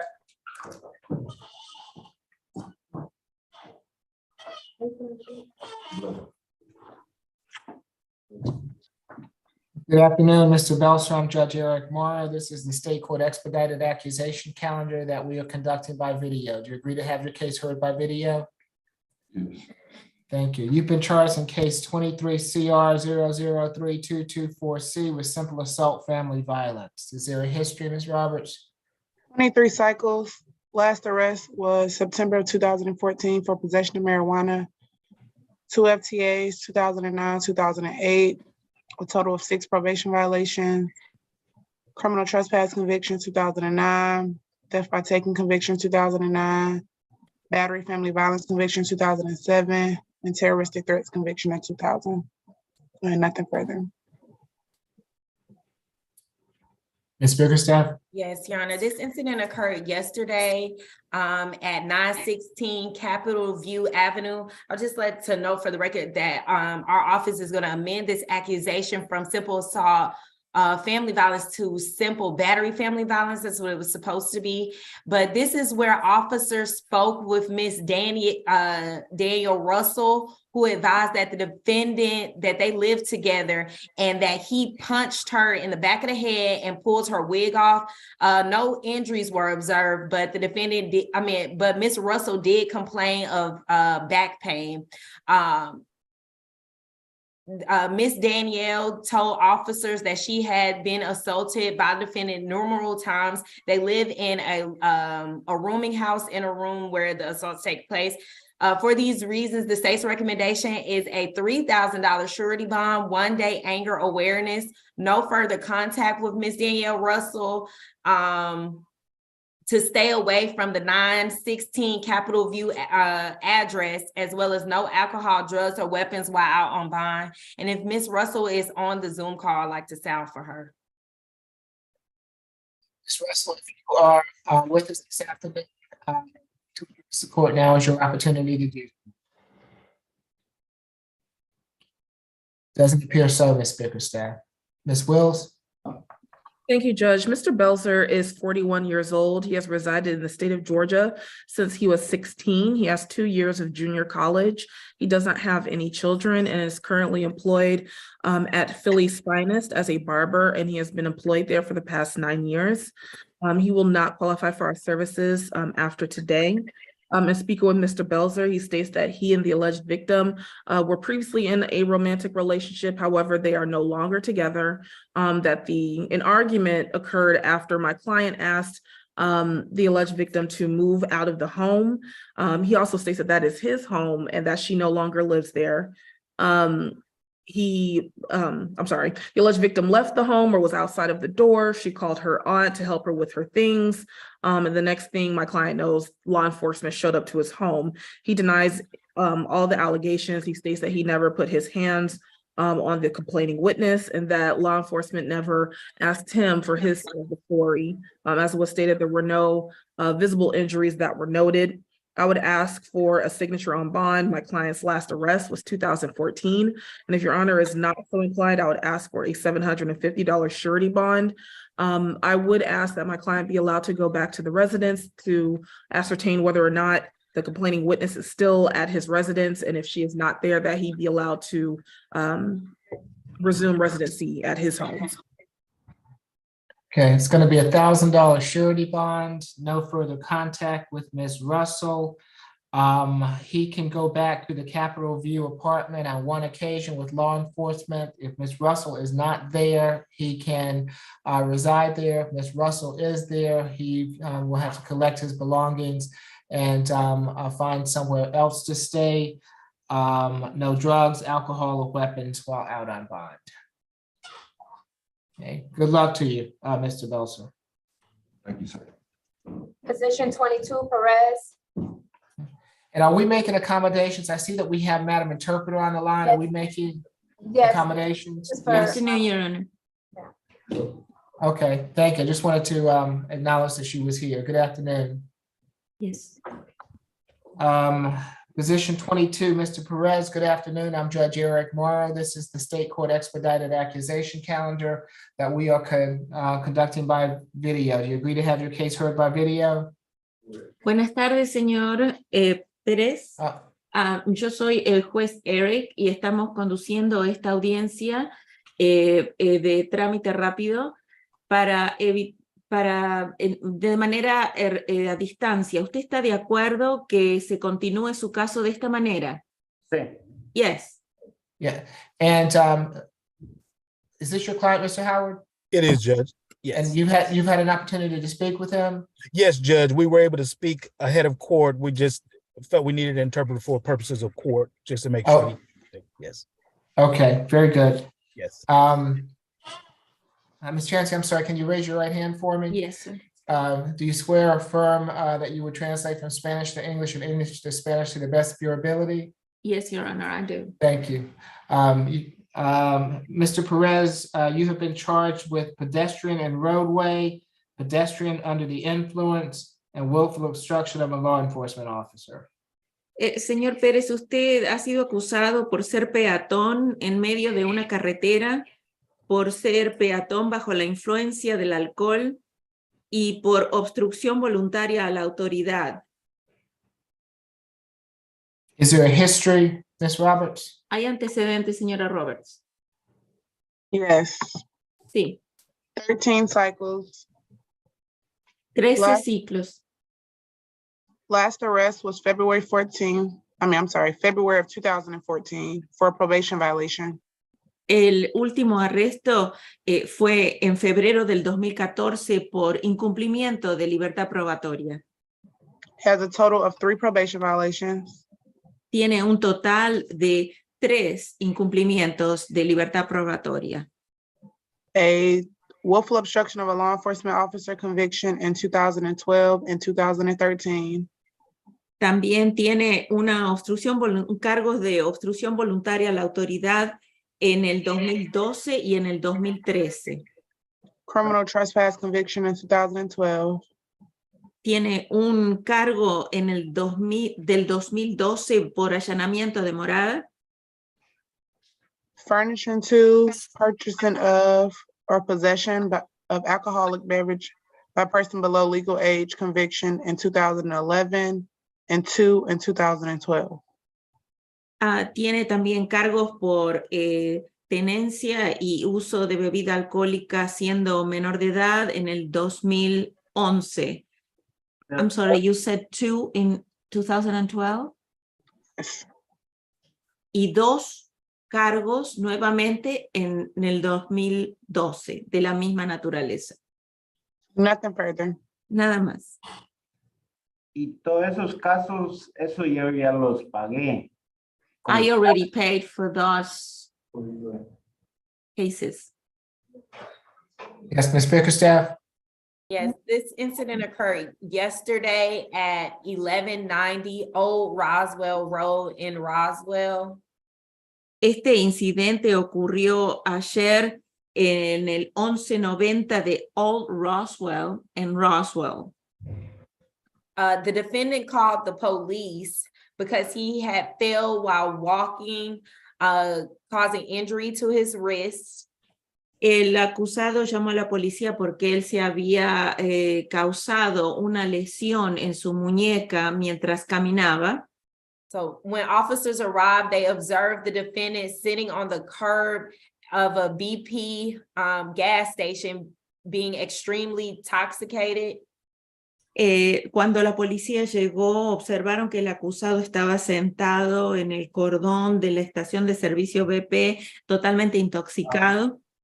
The defendant walked from 222 Ivywood Lane to the BP while drunk, putting himself at risk of being hit by cars.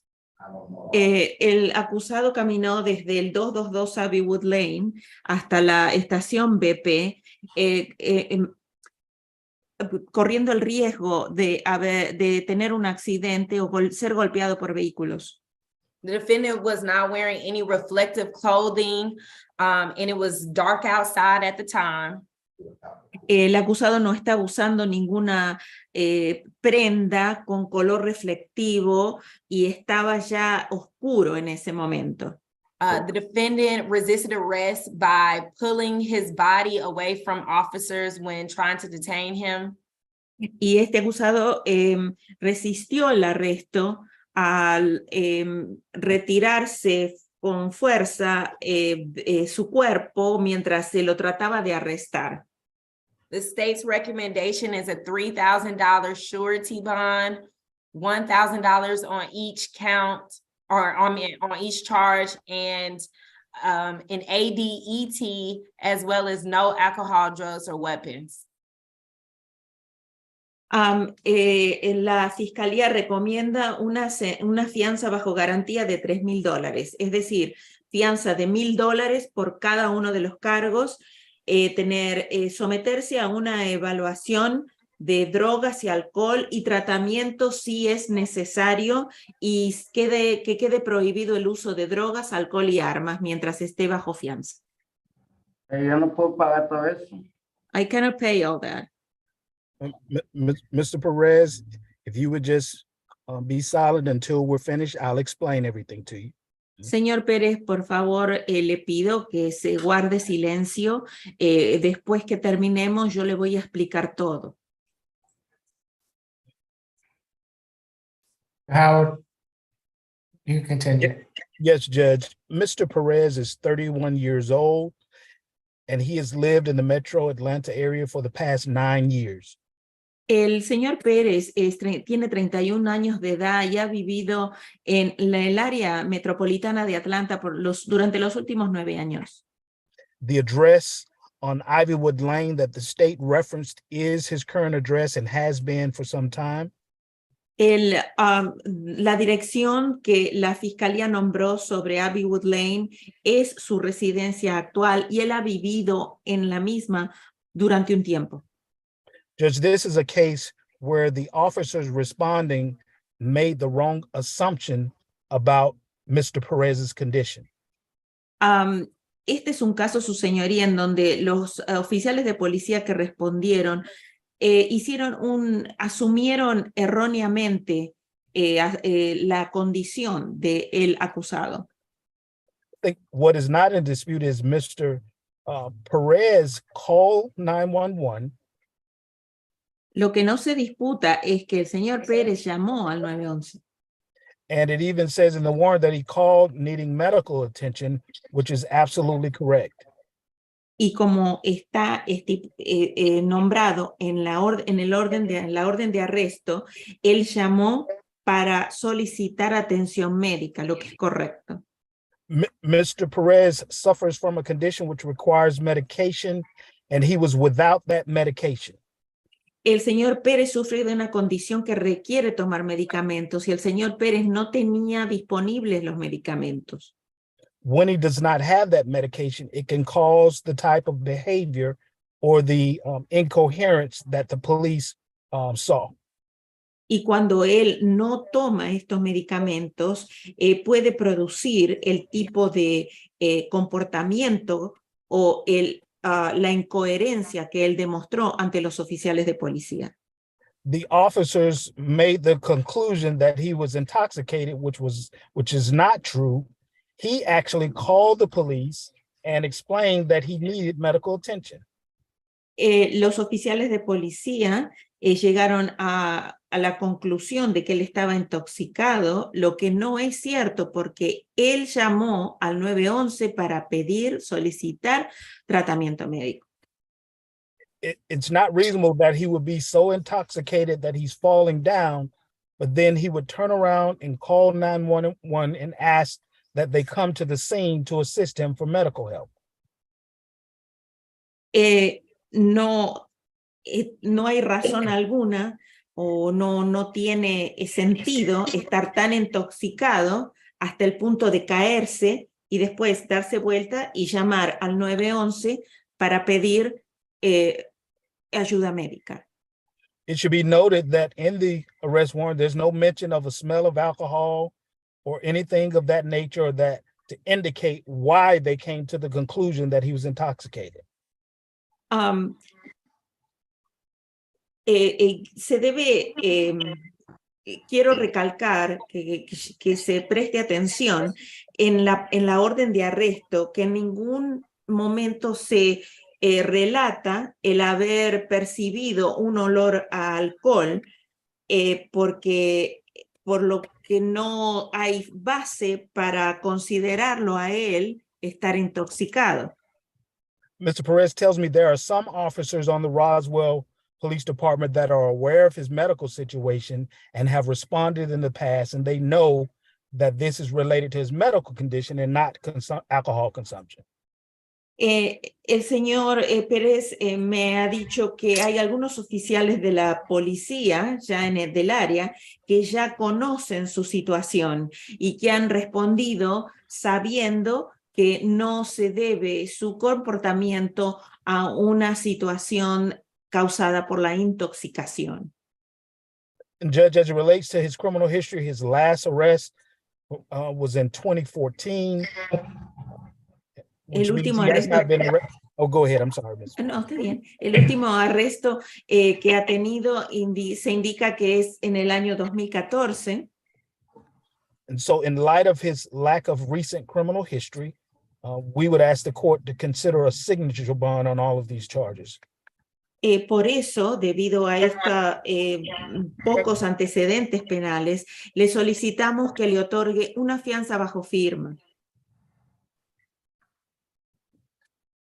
Okay, for each charge, it's going to be a $250 signature bond through the jail.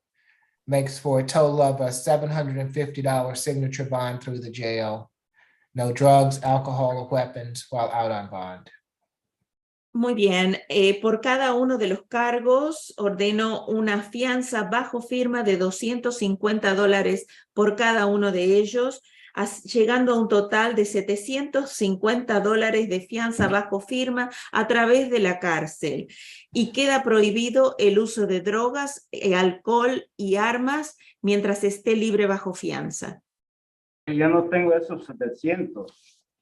I don't have those $700. Yeah, and Judge, I would just ask if the deputies could hold him so that I can call him once we're done with the calendar, and I'll explain the details to him.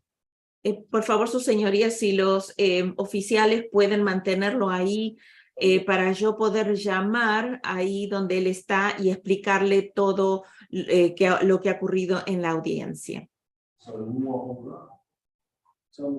Thank you, Judge. Okay, and you can just let him know for me that he does not, he's not gonna have to pay anything to get out, just to ease his mind.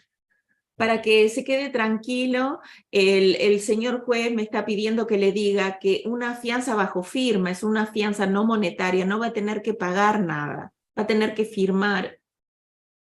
Good luck to you, Mr. Perez. Buena suerte, señor Pérez. Okay, do we need Madam Interpreter for any other cases today? You're done. I don't believe so, Judge. All right. Thank you, Your Okay, Honor. thank Have a you. We good day. appreciate Thank it you, as Ms. always. You're welcome. Position 6 and 7, Collier.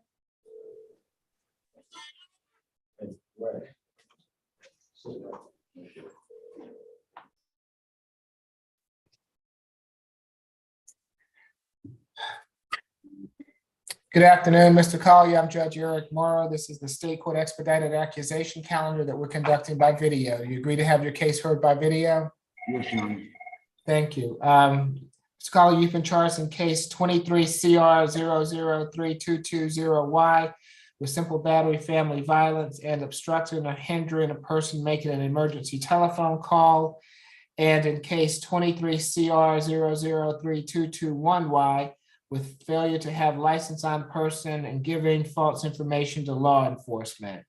Is there a history, Ms. Roberts? Sorry, I didn't hear the name. Is position 6 and 7, Mr. Derek Collier?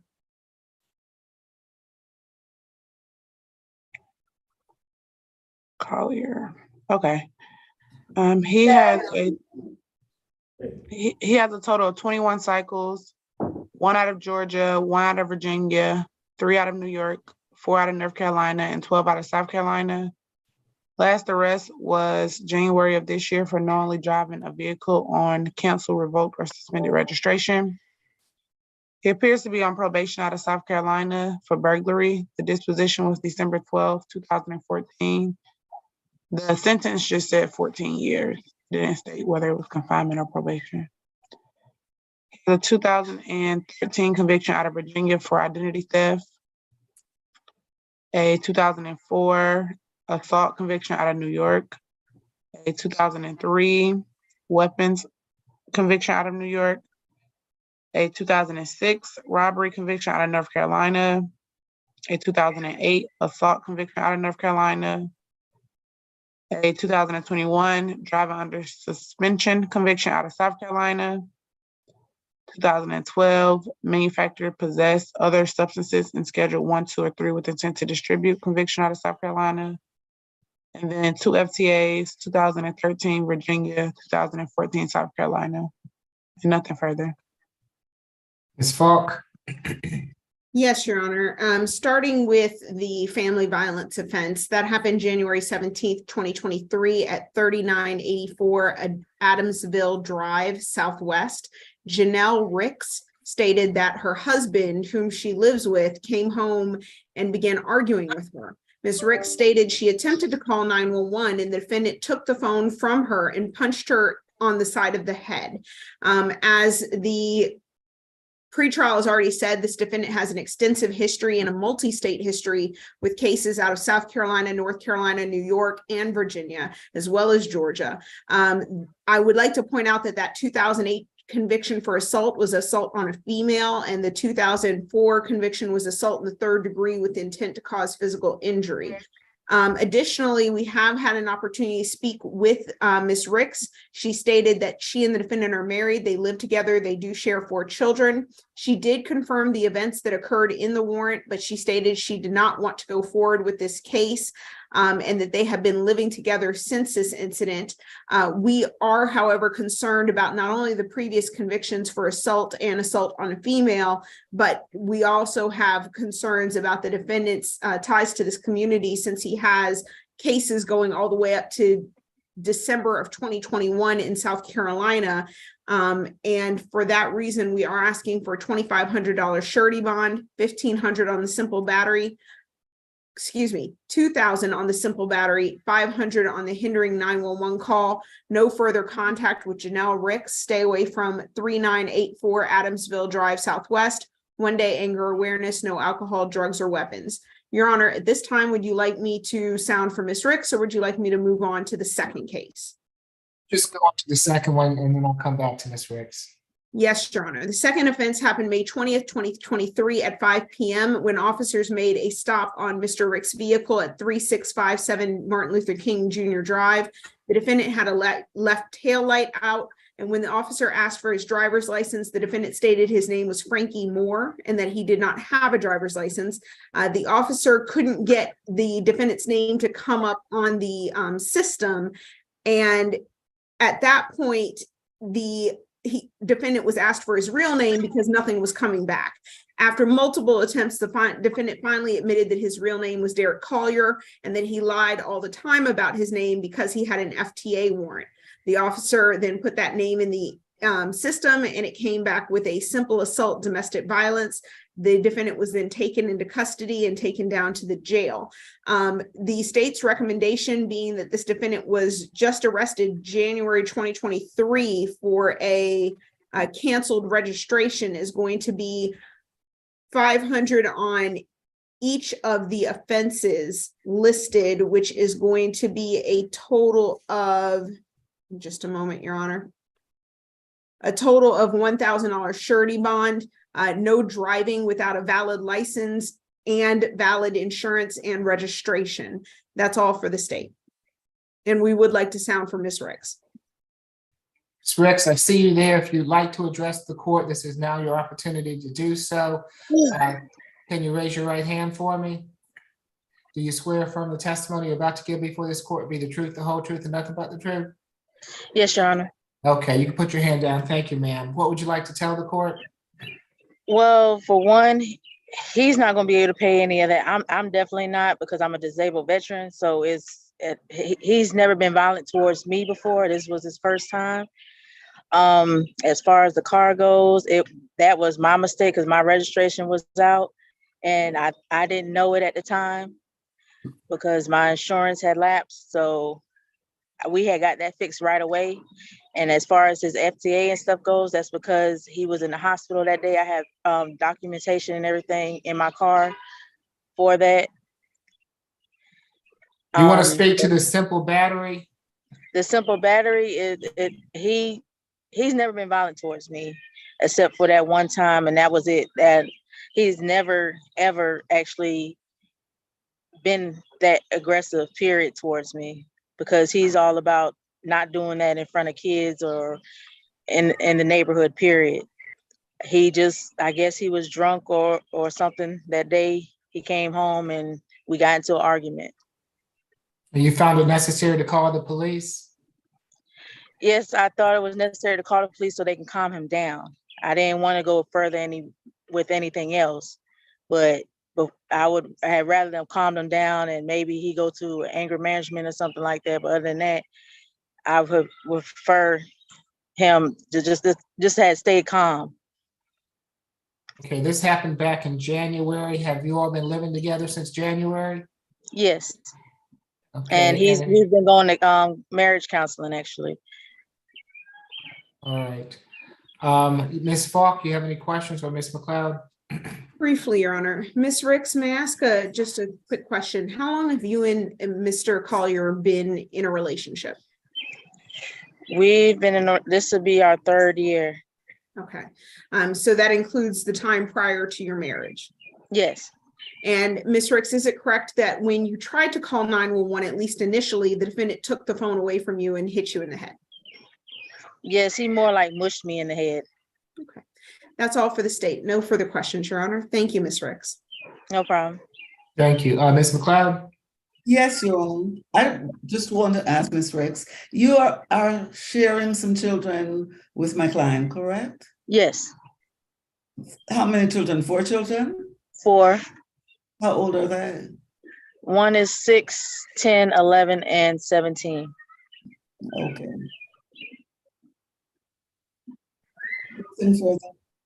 I'm sorry, Your Honor, Okay. one follow-up question. The child that's 17, I assume that is not your child with Mr. Collier. No. Okay, that's all for the state. Okay, yes, Ms. McLeod. Your Honor, my client is 38 years old. He is the father of 4 children. They're 17, 11, 10, and 6. He is currently gainfully employed. You have heard from Ms. Ricks, Your Honor. She states that my client has never been violent towards her. I know that the state has mentioned that he does have a record, but his record is not a violent one. The one conviction that he had for assault, this was, I believe, from 2004, which is almost 20 years ago.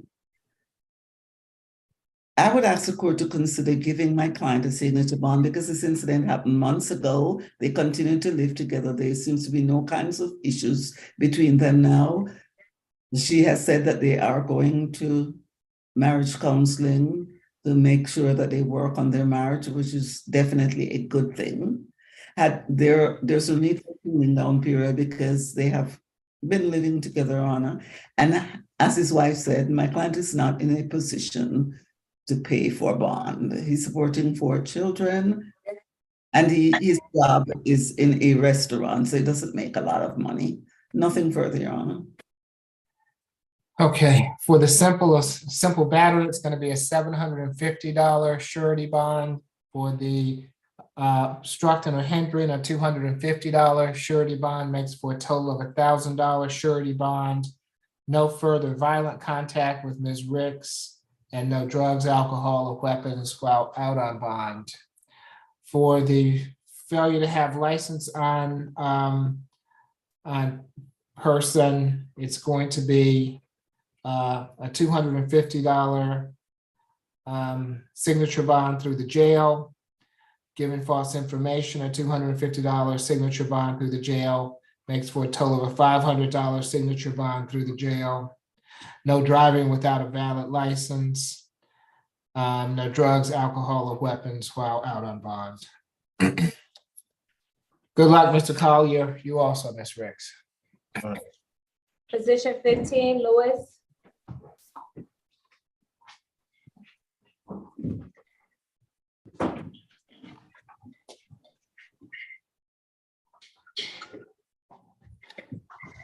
Good afternoon, Mr. Lewis. I'm Judge Eric Morrow. This is the State Court Expedited Accusation calendar that we're conducting by video. Do you agree to have your case heard by video?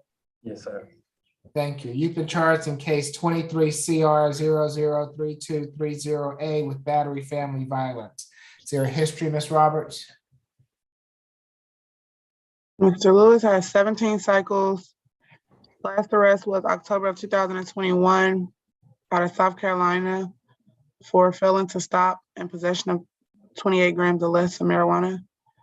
He has a 2010 conviction with the U.S. Marshals for narcotics, sell, dispense, or distribute 5 grams or more of cocaine. And then prior to that was a 1999 hit and run conviction out of South Carolina and a 1999 operating uninsured motor vehicle.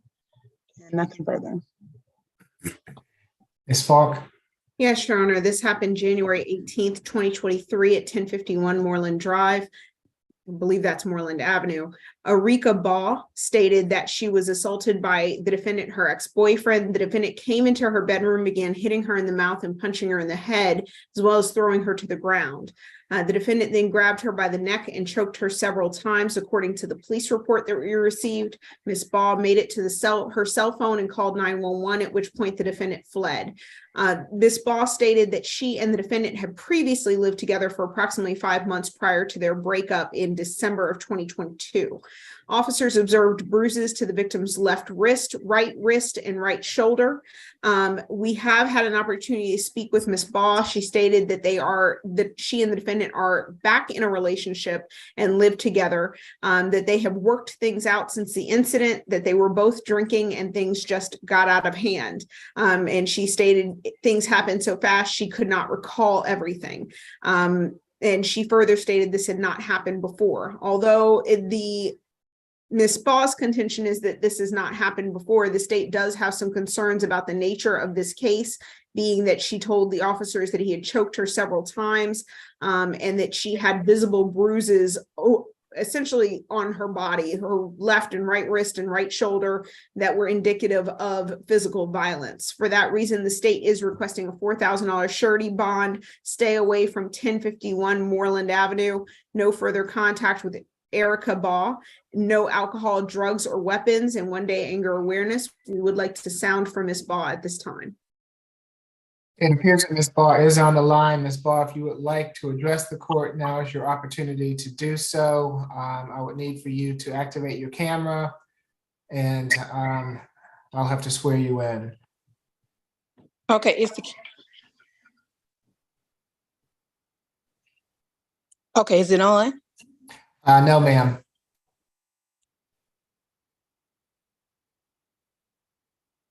Okay, there you go.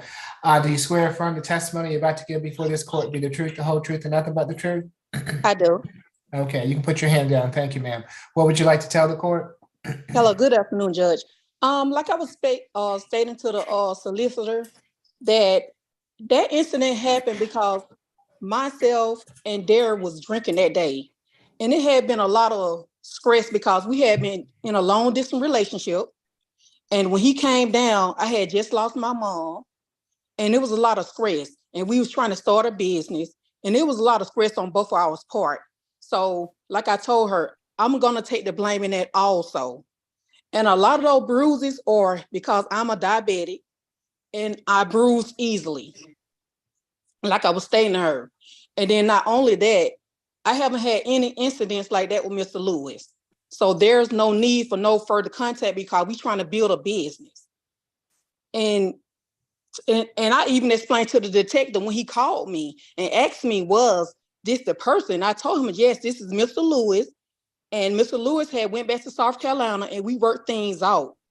And we talked about it and we reconciled, and he came back down, and we haven't had any incidents. We have been together 3.5 years before he even came down here to live. And by me losing my mom, it was a lot of stress on his part and my part. He was coming down here not knowing what's going on. He didn't really have a lot of money. He was trying to figure it out, and so was I. And we just kind of, and both of us was drinking alcohol, and it just kind of escalated to where it shouldn't have been. So this happened back in January. Has anything happened since this time? No, sir, it haven't. Are you afraid of him? No, sir, not at all. Okay. You have any questions, Ms. Falk? Yes, I do, Your Honor. Ms. Ball, if I may ask you just a couple of questions. So this incident happened in January 2023, and you stated that Mr. Lewis then went to South Carolina. How long was he in South Carolina before he came back to live with you? He was gone for, I'll say, a couple of weeks because we talked and, we kind of like worked it out. He was gone for a couple of weeks because, like I was explaining to you, that I asked him on that particular night, I asked him to just leave. And that's why I called the police, because he wouldn't leave when I asked him to leave, to just let stuff just die down, because we both was being hot-headed. And I just wanted him to leave for a minute, and he wouldn't leave because he was stating that he didn't have anywhere to go. And so that's when I called the police. And isn't it correct that the bruises that you received that night were because Mr. Lewis placed his hands on you? No, I'm not going to say that, because I was stating, I'm a diabetic, and anytime you hold me down, and like I was explaining to you, that I can't recall. You was asking me, did I blank out? Did I have a blackout or whatever when he did? And I told you, absolutely not. No, I didn't. But you yourself just said that you will bruise if someone holds you down. They don't just spontaneously appear with no touching whatsoever. Would that be a fair assessment? If someone asked and answered. I don't believe it was. I'm asking you a follow-up question. What I was saying to you is, I'm a diabetic, and if someone hold me tight or whatever, I'm gonna bruise. That doesn't mean that they are bruising me. That means that I bruise easily. Thank you, Ms. Ball. Your Honor, I would just like to add, based on this, Based on Ms. Ball's testimony, it seems that the defendant does not have any ties with this community other than with Ms. Ball, and that adds additional concerns for the state and contributes to the IALA factor regarding flight risk. That's all for the state.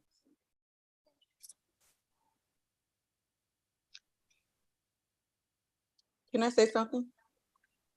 Yeah, just a moment, Mr. Ford. I'll yield to the alleged victim. I'll yield to her before I make my statements. Yes, Ms. Ball. Ms. Ball. Yes, what I want to say is this. He's not a flight risk because we have been dating we was dating 3.5 years before he even moved down here. And then when he moved down here, my mom had died last year. It was a lot of stress on my part and his part. So I had a lot to do with that, what happened too. I was drinking, he was drinking. So I'm not gonna just put that on him. He's working, we're doing good. We're due to get married at the end of the year. So I'm not gonna put that on him. Even when I spoke to the detective, when he texted me and were asking me what went on, he asked me to verify his picture. I said, that's him.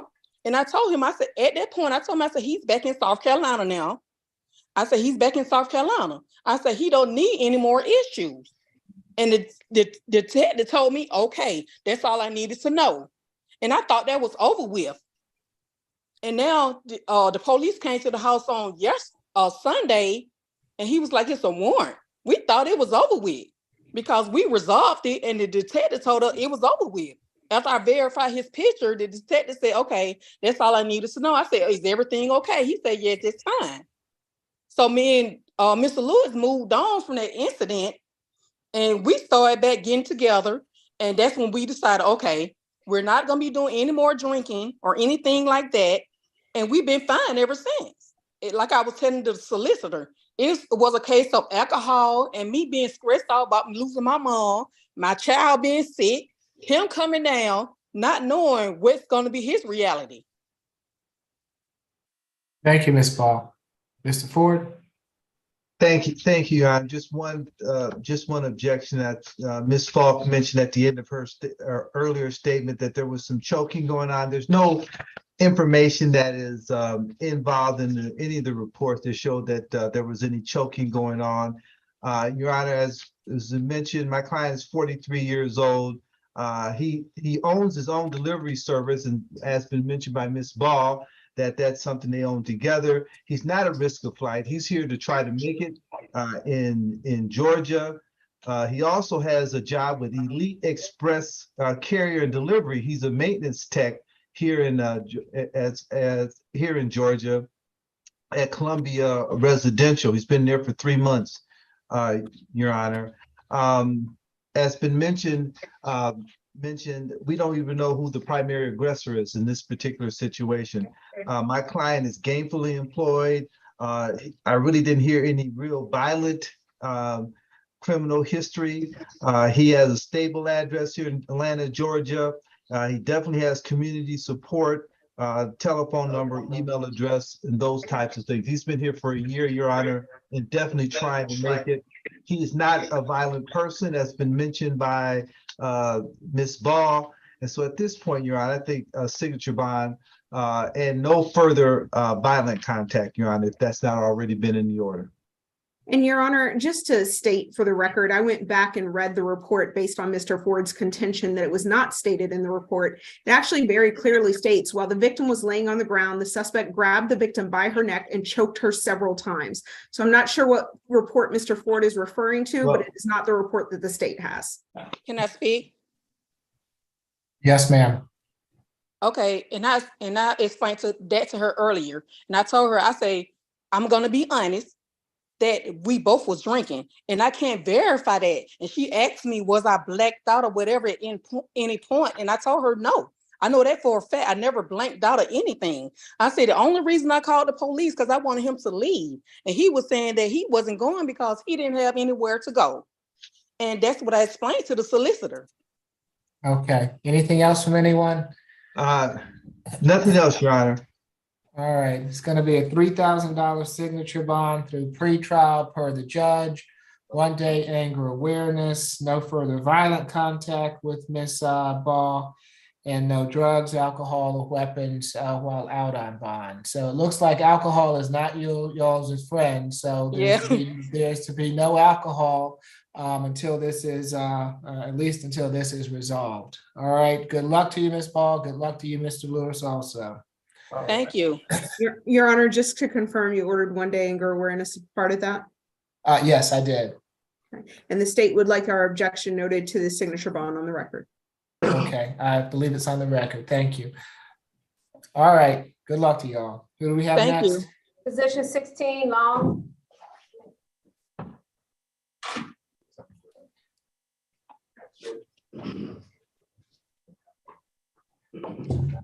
Good afternoon, Mr. Long. I'm Judge Eric Morrow. This is the State Court Expedited Accusation Calendar that we're conducting by video. Do you agree to have your case heard by video? Can you hear me, Mr. Long? Yes, sir. We're doing this by video. Is that okay with you? Yes, sir. All right, you've been charged in case 23 CR 003231J with 2 counts of theft by taking and 1 count of criminal trespass and damage to property. Is there a history, Ms. Roberts? 10 cycles. Last arrest was September of 2013 for a probation violation. Has a total of 3 probation violations, 1 FTA, a 2012 burglary conviction, and then the rest of his convictions in the 80s, 85 DUI, 81 DUI, 83 DUI and dangerous drugs, 80 theft by receiving stolen property, and 79 dangerous drugs. Nothing further. Ms. Falk? Your Honor, this happened May 20th, 2023 at 2971 Hateville Road in Atlanta, Georgia. This defendant, along with Albert Blake, whose case was transferred to the DA's office because of a recidivist theft, removed 90 carpet tiles from the truck belonging to Ronald Watson. Additionally, they removed the tires from that truck and took those. And so that's why the defendant is charged with criminal trespass and with theft by taking. This happened outside of Mr. Watson's home.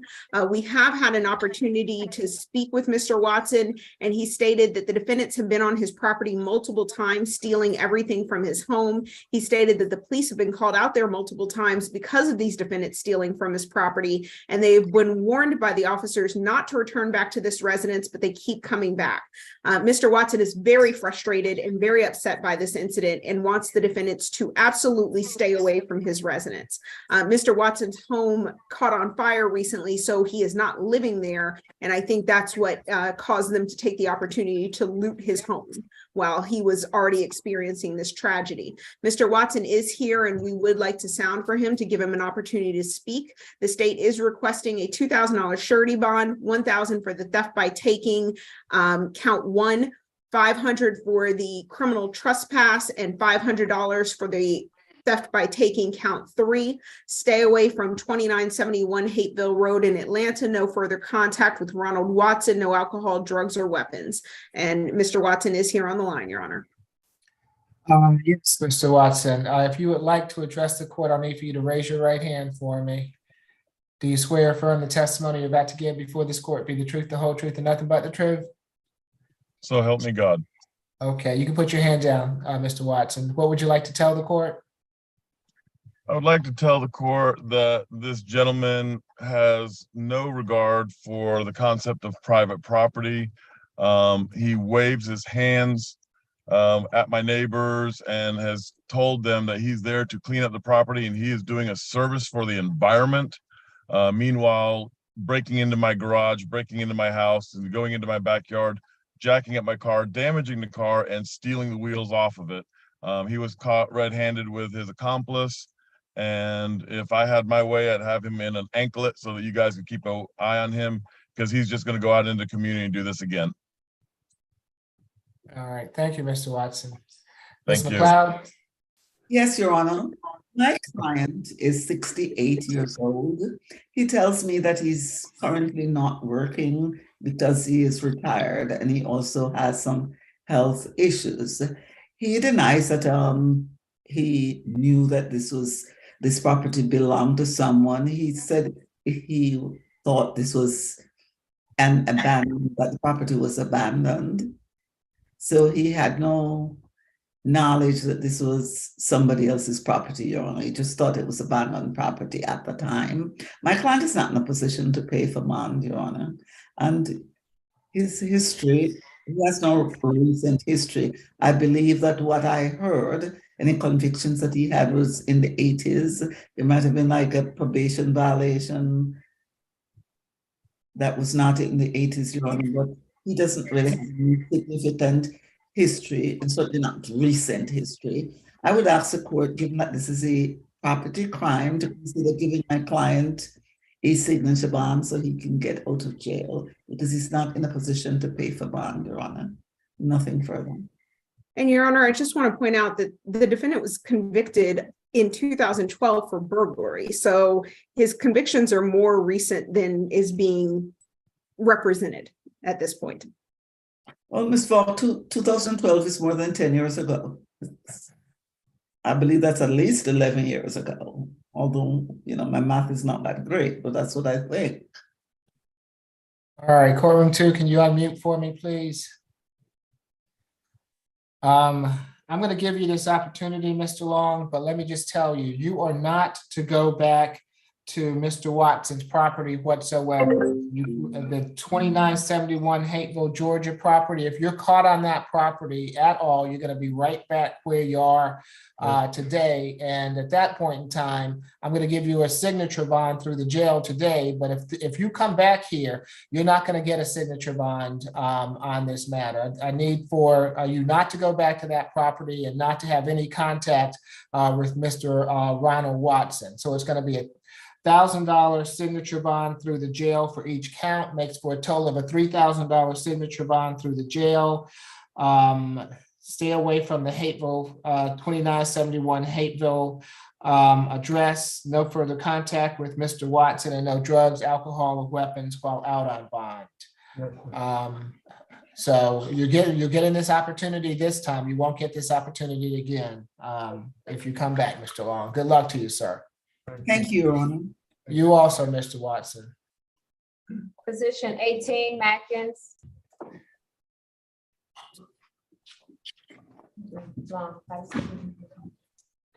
Good afternoon, Mr. Matkins. I'm Judge Eric Mora. This is the State Court Expedited Accusation calendar that we're conducting by video. Do you agree to have your case heard by video? I do. Good morning to you, sir. Thank you. You've been charged in case 23 CR 003233E with simple battery in a public transit vehicle or station. Is there a history? We filed one prior from November of 2021 for false report of a crime. That appears to be a first offender. The disposition date was May 27, 2022.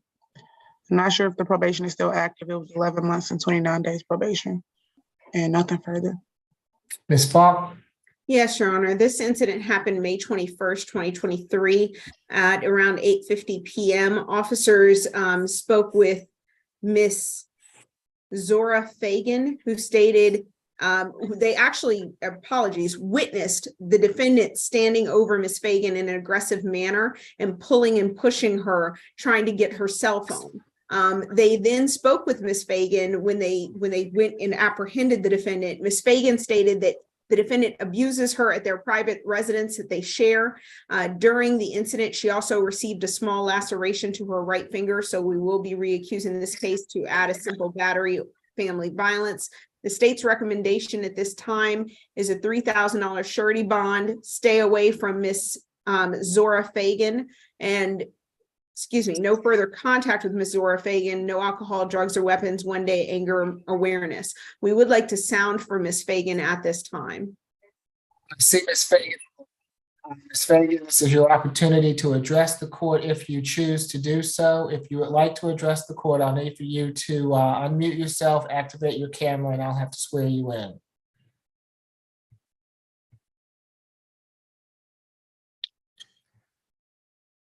Okay, it looks as though Ms. Fagan does not wish to address the court today. Mr. Ford. Your Honor, I just spoke with Ms. Fagan. She definitely wants to address the court today. I don't know if she can hear you. Well, can everybody else hear me? You can, Your Honor. Okay. Okay. Maybe you want to Hello? call for Mr. Ford. Hello. Yes, who's speaking? This is Tyrone, brother. Can you give me a second to call her? Cause she definitely wants to address the court. Your Honor, I was trying to call. She just called me on the phone, Your Honor. So Okay, I'm happy to give her the opportunity if she wants to come on camera for me. All right, then thank you. Do you Your Honor. Did you want to tell me anything while we're waiting on Ms. Fagan, Mr. Ford? I mean, if you do, you're on mute. I was calling for Miss Fagan, Your Honor. That's all. Oh, I didn't okay. want to.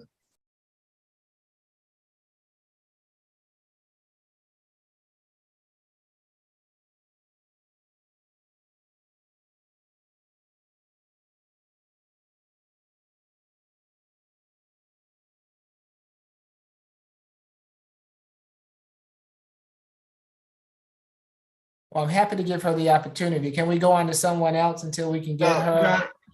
Your Honor, I tried to. She just called me. I think she called me on my office line. That's why I thought it was on my cell phone, Your Honor, but it was not. Can I just try one more number, Your Honor?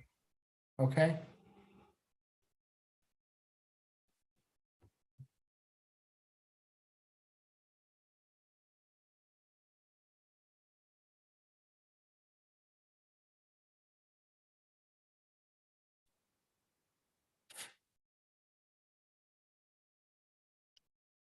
Your Honor, I cannot find it at this time.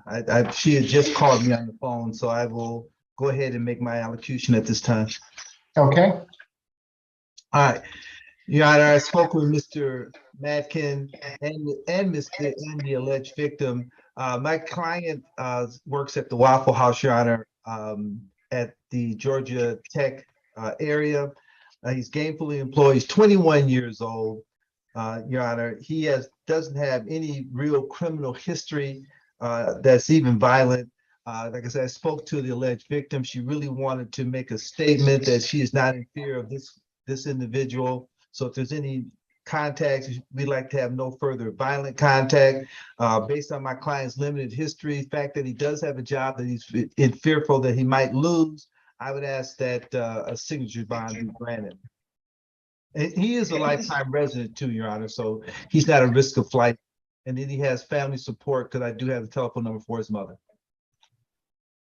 And Strong?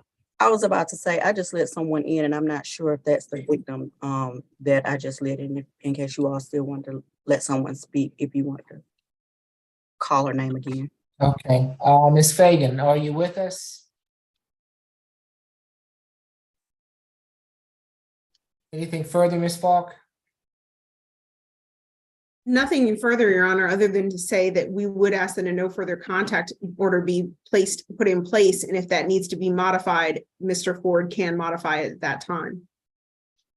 Excuse me, could I speak? I'm not sure who you are, and if you want to speak, you're going to have to activate your camera for me.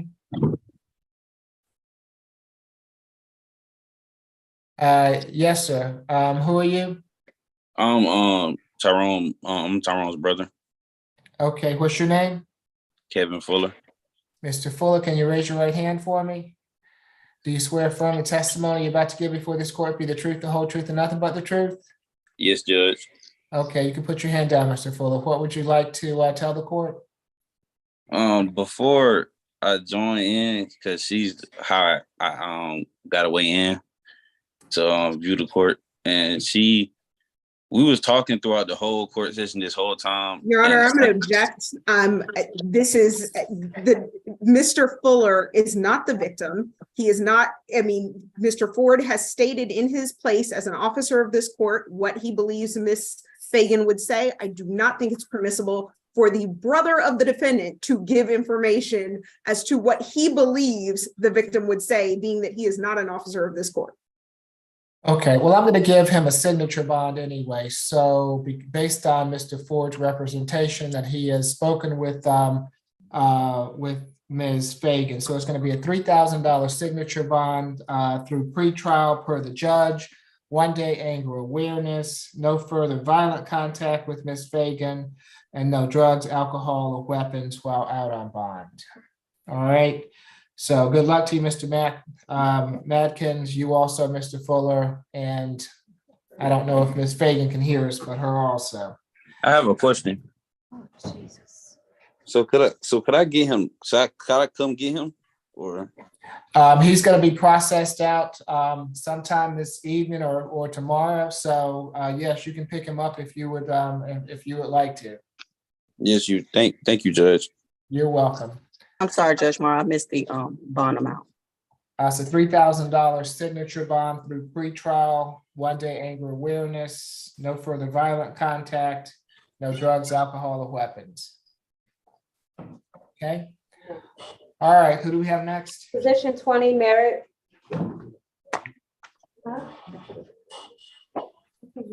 Good afternoon, Mr. Merritt. I'm Judge Eric Morrow. This is the State Court Expedited Accusation Calendar that we're conducting by video. Do you agree to have your case heard by video?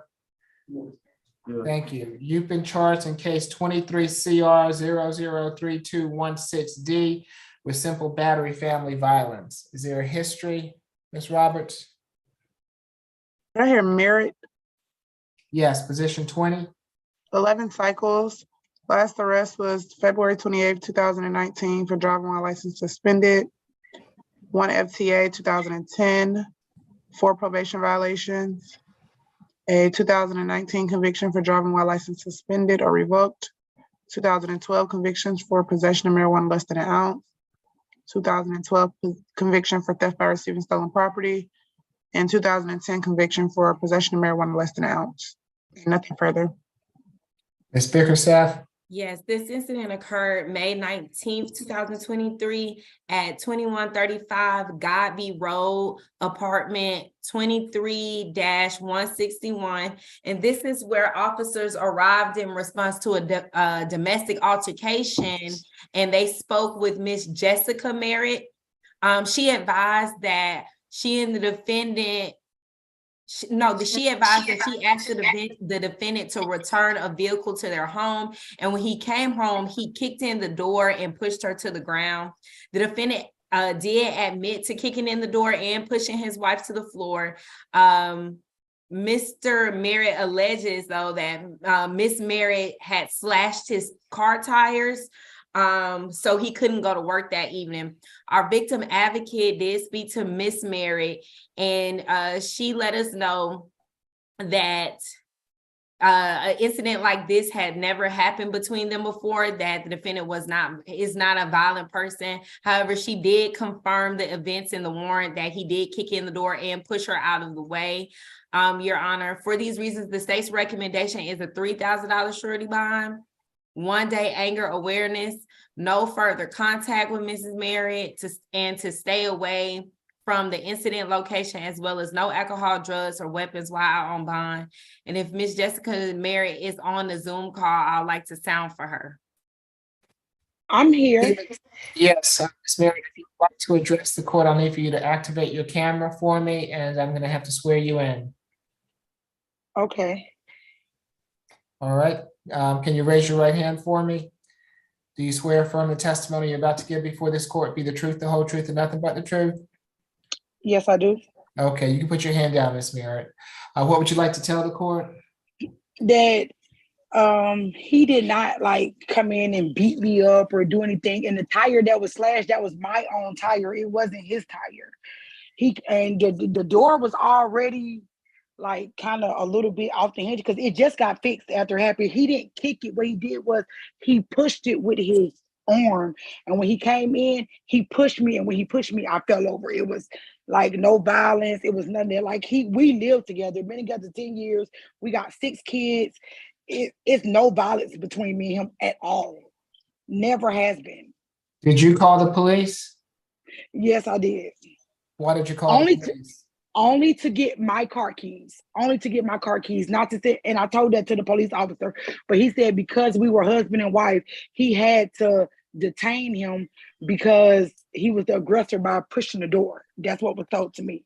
And when I spoke with someone earlier, the lady, I can't remember her name. I think her last, I can't remember her name, but she told me that they'll probably do no violent contact because we have to see each other. We're married. We have kids. Like, we share bills. We do everything together. I want him back home. I'm not afraid of him. He's not no threat. He's not that type of person. Has this ever happened before? Never had this ever happened. Okay, thank you, Ms. Merritt. Ms. McLeod? Yes, Your Honor. My client is 31 years old. He is gainfully employed, he tells me. And as Ms. Merritt has stated, they share 6 children, a 12-year-old, 9-year-old, twins that are 6-year-old, and a 4-year-old. Even though my client does have some history, Your Honor, the court will know that none of it is violent history. This is not in his nature. It's obvious from his history and also from what his wife has said. And I spoke to him at length, and he tells me that, you know, he and his wife don't have that kind of relationship. He does want to go back home to be with his wife and his children, Your Honor. I would ask the court to give him a signature bond conditioned on no further violent contact with Miss Merritt, which is what she wants, and also what he wants, Your Honor. Nothing further. All right, it's going to be a $3,000 signature bond through pretrial per the judge, 1-day anger awareness, no further violent contact with Ms. Merritt, and no drugs, alcohol, or weapons while out on bond. Good luck to you, Mr. and Mrs. Merritt. Thank you. Okay. Position 24, Smith, Cedric Smith. You have a signature bond for pretrial. I'm gonna talk to you later because I said How you doing? I'm doing fine, Mr. Smith. Good afternoon. I'm Judge Eric Morrow. This is the State Court Expedited Accusation calendar that we're conducting by video. Do you agree to have your case heard by video? Yes, sir, I do. Thank you. You've been charged in case 23 CR 003243E with simple assault, family violence, simple battery, family violence, and criminal trespass. Is there a history, Ms. Roberts? 4 cycles. Last arrest was for battery. That is an open case, 22 CR 006964E. And also appears to have an open case out of Clayton County from 2021 for aggravated assault, robbery by snatching, battery, and false imprisonment. And nothing further. Ms. Bickerstaff? Yes. So this incident occurred May 20th, 2023 at 2835 Eleanor Terrace. And this is where officers arrived and they spoke with Ms. Barbara Williams, who advised that her boyfriend, the defendant, had came home drunk. And as she passed him at the front door, he followed her to her car and said that she wasn't leaving, and he grabbed her arm and attempted to take her car keys. So Ms. Williams walked back inside to avoid fighting, but then the defendant began punching her. She was able to get him off of her, and that's when the defendant said, "F you, I'm getting my S and I'm leaving." And so then the defendant went into their bedroom and he began throwing all of their clothes all over the floor. And Ms. Williams went to the bedroom and she saw where the defendant had urinated on her clothes.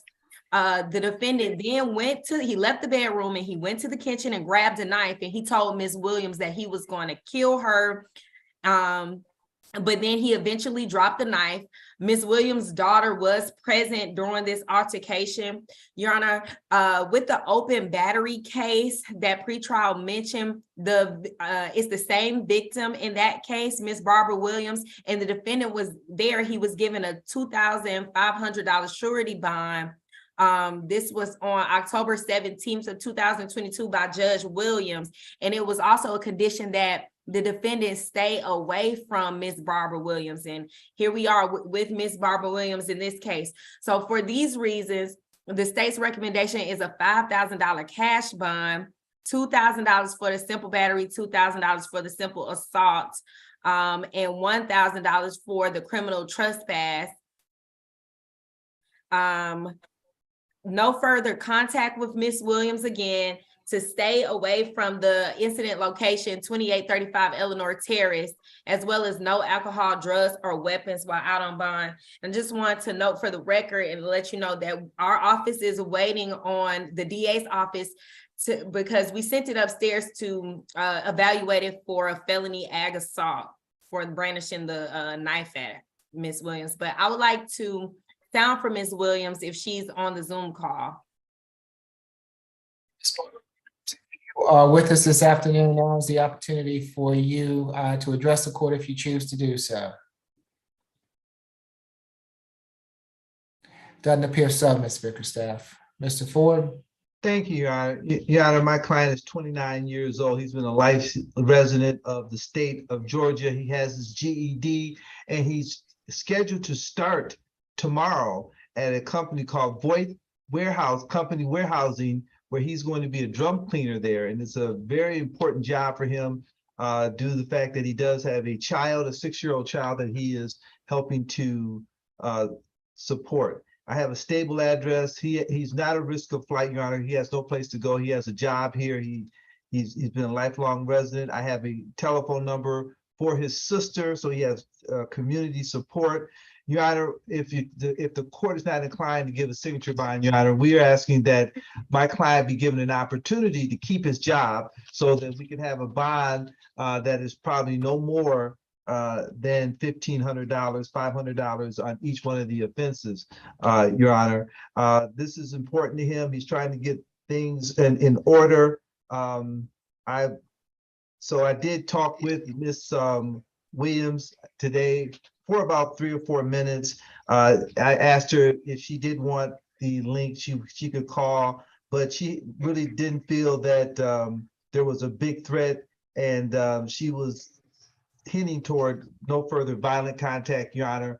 But I want to make sure that she did not call me back for the link. So, Your Honor, that was the extent of my conversation. This couple wants to make it. Like I said, my client is at an age where he's trying to turn the corner, and he has a real good job that's going to start tomorrow. And with that job, Your Honor, if he is employed, he will not be using our services. That's the type of position that will be. So we're asking for, if the court's not inclined to do a signature bond, we're asking for a $500 surety on each one of the accounts, Your Honor, which would be a total of $1,500. Mr. Ford, I can't do that. You know, he was already out on a $2,500 good bond on a previous case. In that previous case, and you know that what gets under my skin more than anything is that you have to do things the right way. Okay, he had a no further contact order in place on that $2,500 good bond. And so I can't ignore that. If he had not violated that bond, he might not be in the predicament that he is currently in. So I can't go if he had a $2,500 good bond on a previous case. I can't go any less than that. So for the simple assault, it's going to be $2,500 good bond. The simple battery, a $2,500 good bond. The criminal trespass, $1,000 good bond, makes for a total of a $6,000 surety bond. No further contact with Barbara Williams. And let me make sure that you know that what no further contact means, Mr. Smith. No further contact means absolutely no contact. No personal contact, no phone contact, no internet contact, no social media contact, no contact whatsoever. He's to stay away from the 2835 Elsinore Terrace address. He can go back to that address on one occasion with law enforcement to retrieve any belongings that he might have there. No drugs, alcohol, or weapons while out on bond. Mr. Smith, you have a right to remain silent. Anything that you say can be used against you. I would suggest that you talk to Mr. Ford after this court session is over if you have any questions regarding my order. I just gotta say one thing, Judge. I was charged. Hold on, Mr. Smith. The judge has given you some sound advice, and he's already issued your bond recommendation. So I don't think there's anything else that you need to say at this time. All right, good luck to you, sir. Position 25, Smith, Keontae.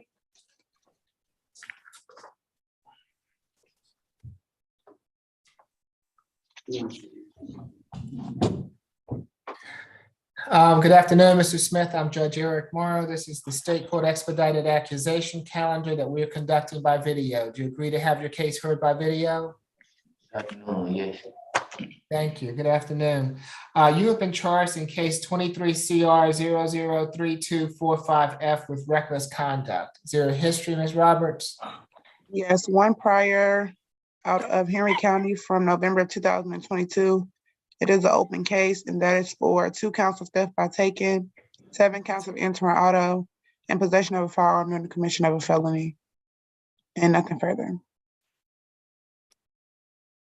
Ms. Bickerstaff? Yes, Your Honor. So this incident occurred yesterday at 57 Hardwick Street. And this is where officers arrived due to a gunshot injury to Miss Jemiah Cox. Ms. Cox stated that she was shot while on her way home from the store. And she stated that she was unaware of her injuries until she got home. But however, you can hear her saying in the 911 call, asking someone, why did you take the gun? And then in that same 911 call, you hear the defendant say, he was sorry. And so the defendant did admit to shooting Miss Cox, but stated it was an accident and that he was trying to put the gun under a pillow and his finger was stuck in the trigger guard. And so the gun just went off.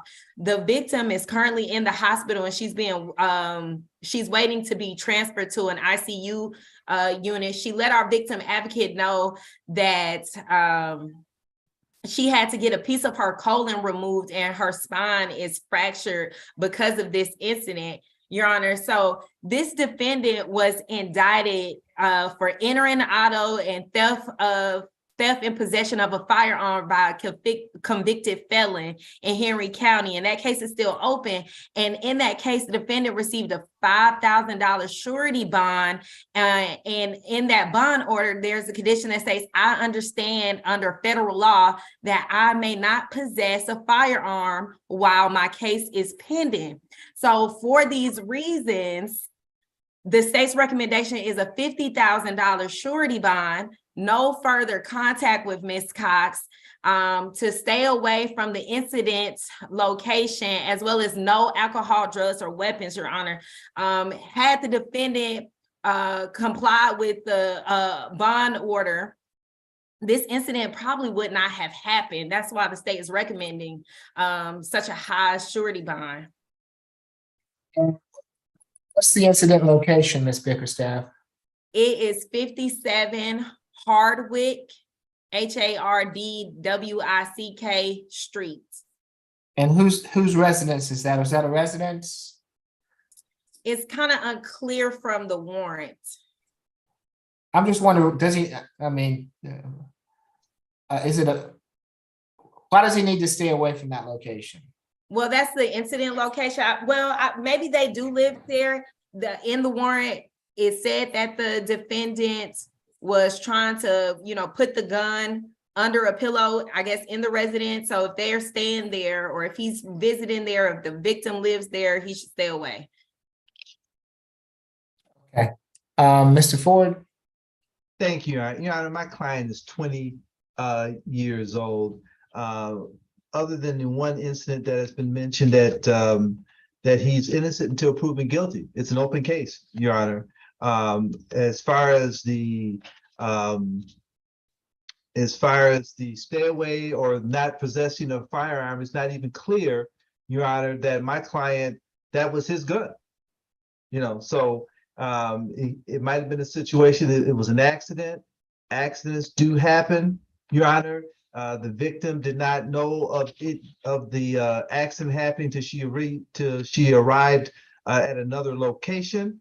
Your Honor, my client is a lifelong resident of the state of Georgia. He has tremendous community support. I have a telephone number for his aunt. He has a resident, which is not the stay away area, Your Honor. So my client has no reason to go to that address. He lives at He lives in Lithonia. I also have a number for his mother, Miss Alicia Smith. He has a stable address, Your Honor, stable email address. He is looking to deal with this issue. He did not, like I said, it's not even clear in the facts of this case that he even violated the order, that because of the other charge that, like I said, he is innocent till proven guilty.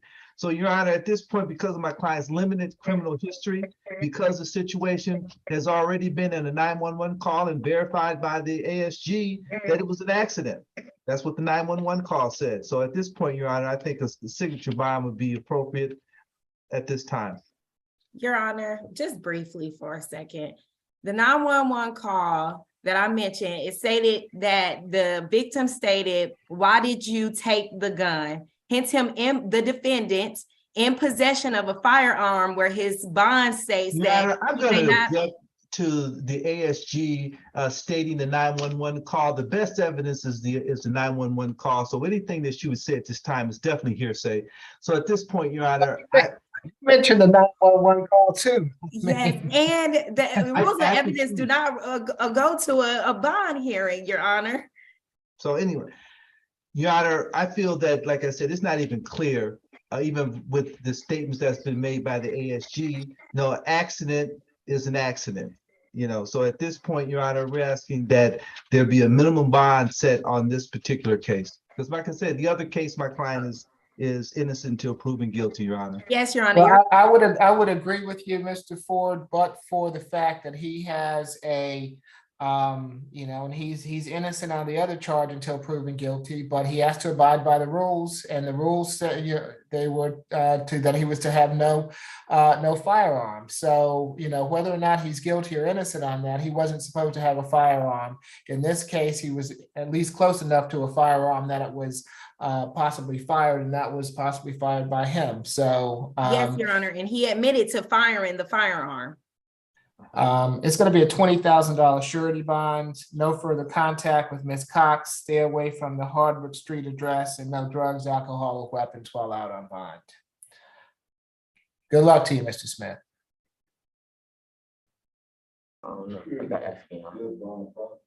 Judge, what was the bond again? 20,000 surety. Thank you. Position 26, Teriyaki Smith.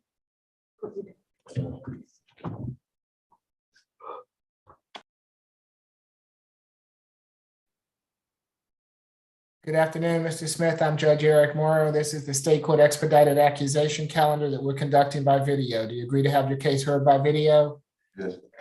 Thank you. Mr. Smith, you've been charged in case 23 CR 003238A with battery family violence. Is there a history, Ms. Roberts?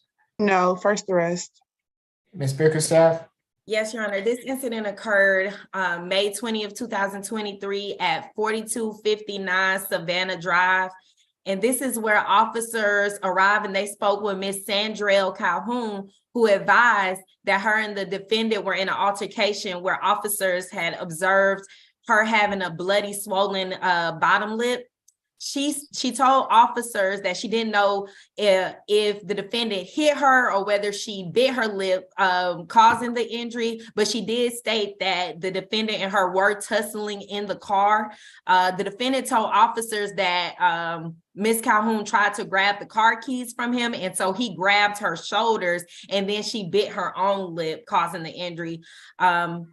Our office was able to speak to Ms. Calhoun, and she stated that her and the defendant have been together for 18 years and they have children. She did state that her and the defendant were tussling, and in the process, she bit her own lip. And she stated that her sister called the police. Nevertheless, the state's recommendation for this is a $3,000 surety bond, 1 day anger awareness, no further contact with Ms. Calhoun, to stay away from the incident location, as well as no alcohol, drugs, or weapons while out on bond. And if Ms. Calhoun is on the Zoom call, I would like to sound for her. It appears that Ms. Calhoun is with us. Ms. Calhoun, this is your opportunity to address the court. If you can raise your right hand for me, ma'am. Do you swear or affirm the testimony you're about to give before this court be the truth, the whole truth, and nothing but the truth? Yes, sir. Okay, you can put your hand down, Ms. Calhoun. What would you like to tell the court? I would like to say the whole incident was just an accident, and there's no problem with him coming back to the home. Teriyaki is a great father. He's never put his hands on me, and there's never been an incident where we had to call the police or anything. It was just a little miscommunication, and my sister got involved and called the police, and that was all that happened. He's really a great person to me and my kids. Has this happened before? No, sir. And are you afraid of him? No, sir. Okay, you have any questions, Ms. Bickerstaff? No questions from the state. Okay, Mr. Ford, given your client's history and the facts of this case, I'm going to give him a signature bond. So if it's all right with you, a $3,000 signature bond through pretrial per the judge, 1-day anger awareness, no further violent contact with Ms. Calhoun, and no drugs, alcohol, or weapons while out on bond. Does that suit you, Mr. Ford? It suits me, Your Honor, but every time I have good facts, good information to provide, I never get a chance to speak. I am happy to let you speak, Mr. Ford, if you choose to. No, that's okay, Your Honor. I think we'll take the 3,000 signature bond, Your Honor. All right, good luck to you, Ms. Calhoun, and Mr. Smith also. Position 27, Southern. Good afternoon, Mr. Souther. I'm Judge Eric Morrow. This is the State Court Expedited Accusation calendar that we're conducting by video. Do you agree to have your case heard by video? Yes, sir. Thank you. You've been charged in case 23 CR 003242Y with loitering and prowling. Is there a history? 16 cycles, 4 probation violations, 2 parole violations. Last arrest was August of 2022 for probation violation out of Gordon County. Appears to be on probation out of Gordon County for interference with government property from December of 2020. 4 years, 8 months probation. A 2020 conviction for a simple assault and willful obstruction of a law enforcement officer. 2015 conviction for simple battery family violence, 2 counts, and willful obstruction of a law enforcement officer. 2013 conviction for DUI. 2011 conviction for DUI and theft by taking. And then a 2011 conviction for possession of a Schedule 4 controlled substance and possession of marijuana less than an ounce. And nothing further. Ms. Bickerstaff? Yes? 2021 willful obstruction of a law enforcement officer. Okay. Ms. Bickerstaff? Yes, so this incident occurred May 20th, 2023 at 303 Peachtree Street. This is the Truist Bank headquarters, and this is where the defendant pulled and pushed on the entry door of the headquarters until the alarm sounded, but the defendant was stopped by security team. The state's recommendation is a $1,000 surety bond and MHET, and to stay away from the incident location, as well as no alcohol, drugs, or weapons while out on bond. Mr. Ford? Thank you, Your Honor. My client is 38 years old, Your Honor, and due to the nature of the offense, we're asking for a signature bond. My client has a hold in Gordon County, which he wishes to go to so he can have that issue taken care of immediately, Your Honor. My client is residentially challenged. A number of his, as you would look at the number of things that were mentioned about his criminal history, is kind of a result of the fact that he has no, he's been residentially challenged for a number of years. Your Honor, I'd ask for a signature bond so he could get out, and he won't get out, Your Honor. He'll be transported to Gordon County so he can deal with that particular issue. And due to the nature of the offense, Your Honor, I feel a signature bond would be appropriate for this case. Okay, I'm going to release him to that hold, Mr. Ford. So it's going to be a $2,000 signature bond through the jail. Stay away from the Truist Bank at 303 Peachtree Street, and no drugs, alcohol, or weapons while out on bond. Good luck to you, Mr. Sullivan. Good. We got Thank you, Your Honor. Position 28, Trice.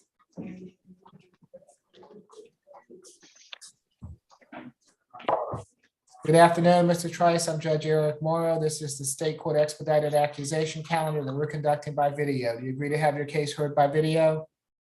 That's fine, yo. Thank you, Mr. Trice. You've been charged in case 23 CR 003239A with criminal trespass. Is there a history, Ms. Roberts? 5 cycles, all out of Illinois, with the last being in 2004 for possession of cannabis. There's no disposition listed. It was no disposition on any of his other cases either. Ms. Bickerstaff? Yes, this incident occurred May 19th, 2023 at 420 Valley Road.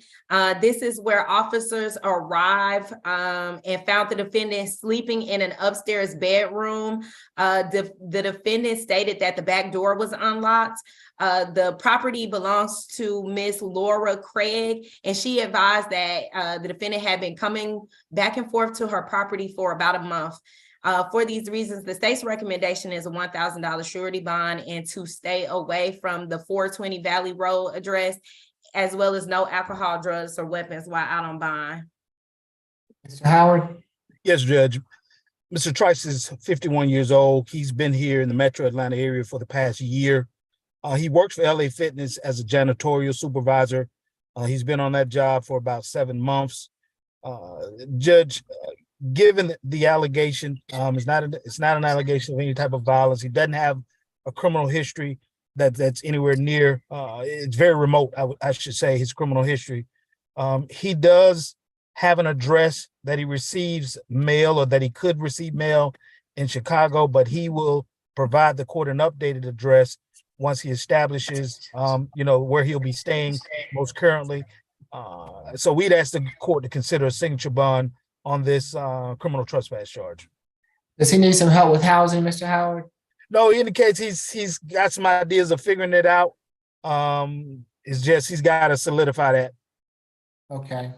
$1,000 signature bond through the jail. Stay away from the 420 Valley Road address. No further contact with Laura Craig, and no drugs, alcohol, or weapons while out on bond. All right. Good luck to you, Mr. Trice. You're welcome.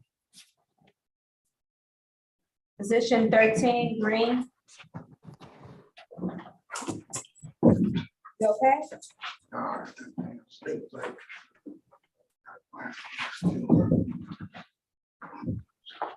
Okay, good.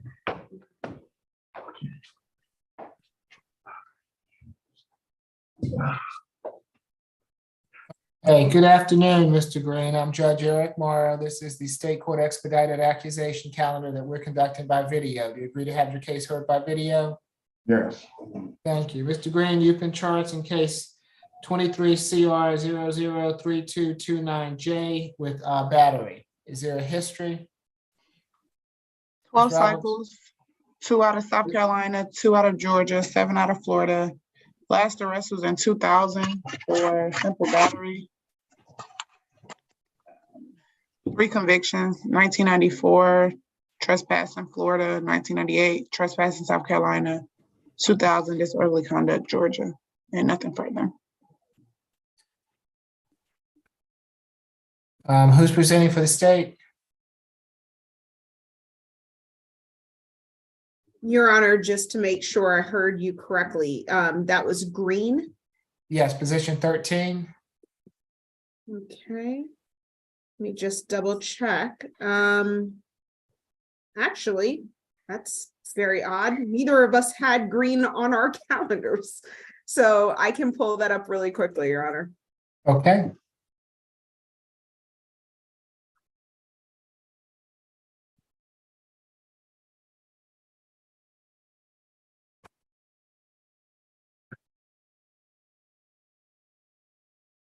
All right, this incident happened May 21st of 2023.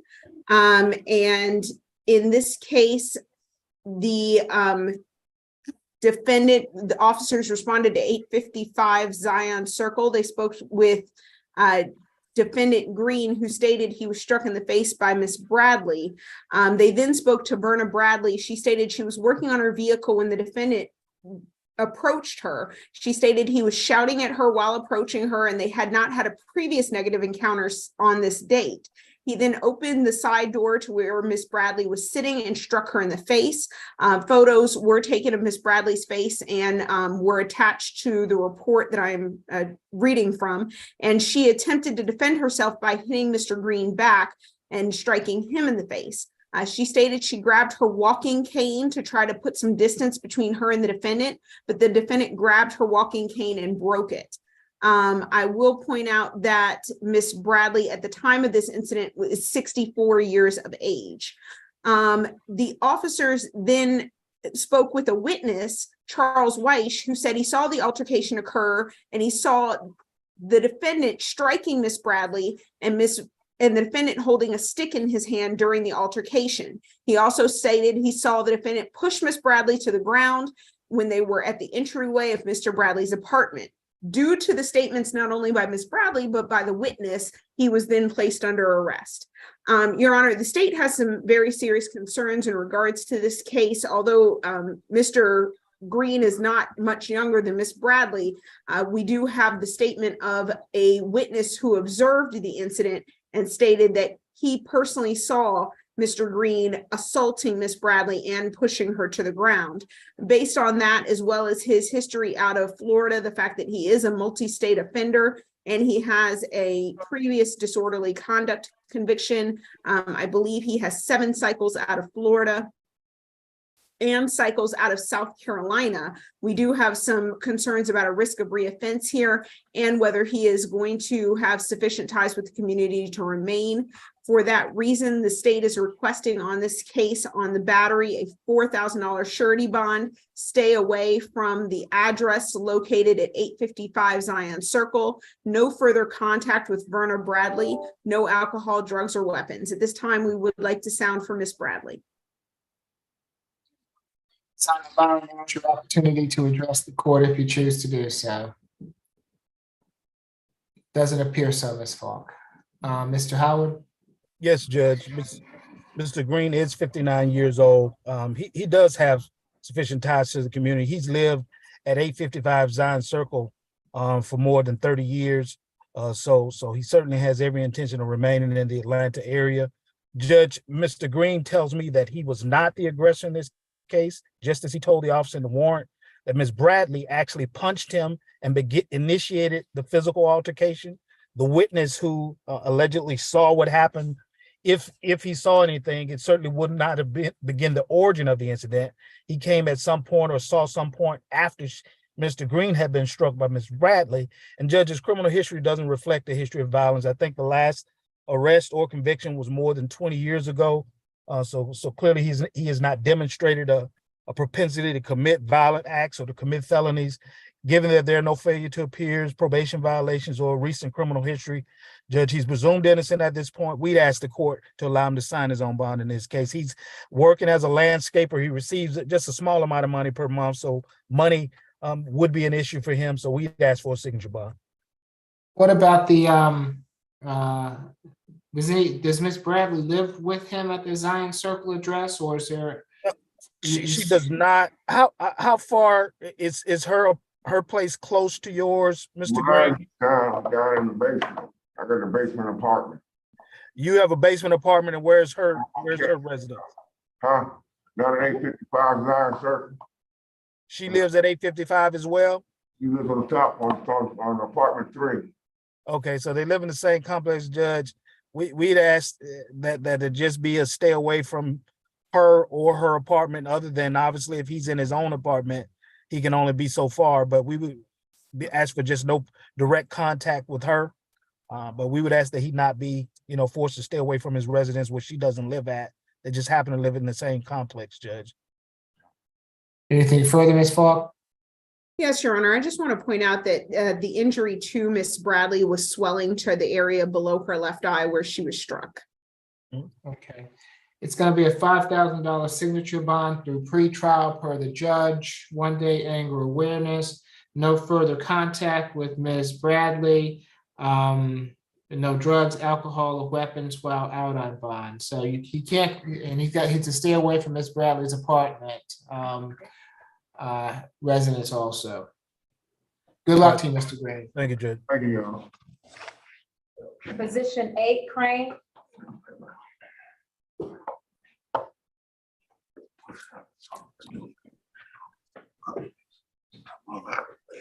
I'll try to help him out. Your Honor, did you order 1-day anger awareness on Mr. Green's case? I did, Ms. Falk. Thank you, Your Honor.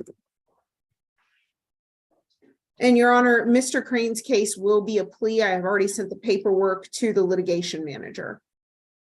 Okay, thank you. Good I apologize. afternoon. Which one was this? I'm sorry. Ricky Position- Crane.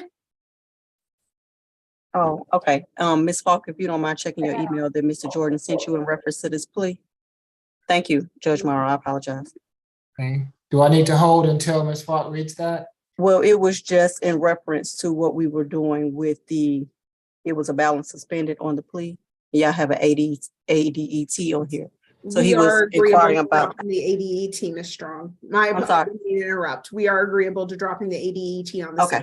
All right. Thank you. I apologize, Judge Morrow. Okay, no, you're fine, Ms. Strong. I just want to make sure to get it correct. Good afternoon, Mr. Crane. I'm Judge Eric Morrow. This is the State Court Expedited Accusation Calendar that we are conducting by video. Can you raise your right hand for me? Do you swear or affirm the testimony you're about to give before this court be the truth, the whole truth, and nothing but the truth? Yes, sir. Okay, you can put your hand down, Mr. Crane. Mr. Crane, let me just tell you first, you have a right to remain silent. Anything you say can be used against you. You have the right to have an attorney present at these proceedings. We have provided you with the assistance of a public defender today. It's my understanding that you wish to proceed without the advice of counsel on these charges, and that you, is he pleading guilty to both charges, Ms. Falk? Yes, Your Honor, he is. And that you wish to plead guilty to criminal trespass and possession and use of drug-related objects, is that correct? Yes, sir. Okay, and what was the offer from the state, Ms. Falk? Your Honor, the state's offer on this case was 12 months probation, 1 day in jail, credit for time served for 1 day, balance suspended, stay away from the Texaco located at 1117 Lee Street Southwest. Was that under your understanding of the offer, Mr. Crane? Yes, sir. And that's what you would like to accept today? Yes, sir. Okay, Ms. Falk, anything further? No, Your Honor, nothing further from the state. This is, as I've said, a time served plea. We are just asking that he stay away from the location. Okay, Mr. Crane, it's my understanding that in case 23 CR 003223E, you wish to plead guilty to criminal trespass and possession and use of drug-related objects. Is that correct? Yes, sir. Are you under the influence of any drugs or alcohol this afternoon? No, sir. You've been given the opportunity to be represented by counsel. It's my understanding that you wish to proceed pro se without the advice of counsel. Is that correct? Yes, sir. You understand that you have a right to a trial by jury on these charges, and that by pleading guilty to them, you're giving up your right to a trial by jury? Yes, sir. Did you have the opportunity to go through the plea sheet in this case? Yes, sir. Did you go through that sheet line by line? Yes, sir. Did you sign the bottom of that form? Yes, sir. Did anyone force or coerce you to plead guilty to these charges? No, sir. You're offering your freely and voluntarily? Yes, sir. Okay, I'll accept the plea as negotiated, Mr. Crane. Good luck to you, sir. Thank you. All right, you're done. Position 4, Binion, he's also taking a plea. Yes, good afternoon, Mr. Binion. I'm Judge Eric Morrow. This is the State Court Expedited Accusation Calendar. Can you raise your right hand for me? Do you swear or affirm the testimony you're about to give before this court be the truth, the whole truth, and nothing but the truth? Yes, Your Honor. Okay, you can put your hand down. Thank you, Mr. Binion. Mr. Binion, you have a right to remain silent. Anything you say can be used against you.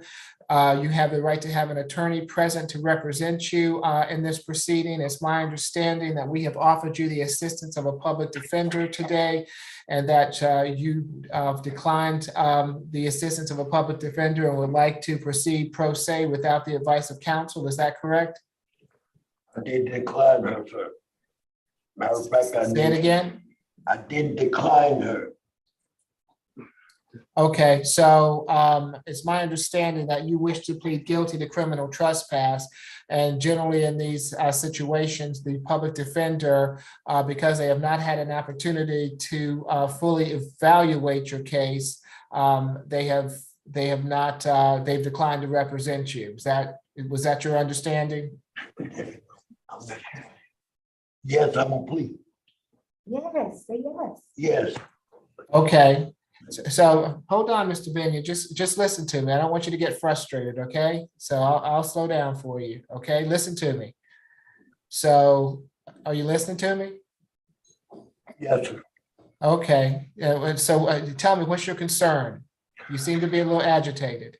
I'm gonna plead to this charge, but the Okay, back in okay, 2012, they have a charge that a warrant is on me for failure to appear back in 2012. Now, I was wondering if that's gonna hold me from getting out of here because I don't remember the charge. oh, okay, I don't know about any other charges. Do you know about any other charges, Ms. Falk? Yes, Your Honor, I am seeing an FTA on this where he has $1,000 surety bond. It looks like the bench warrant is from, it's a failure to appear, and it does look like it was signed by Judge Richardson on April 18th of 2023. And it is a 22 CR case. And so he does have a second open case with our office. And my apologies, Your Honor, I was unaware of his FTA warrant. Okay, so that means, Mr.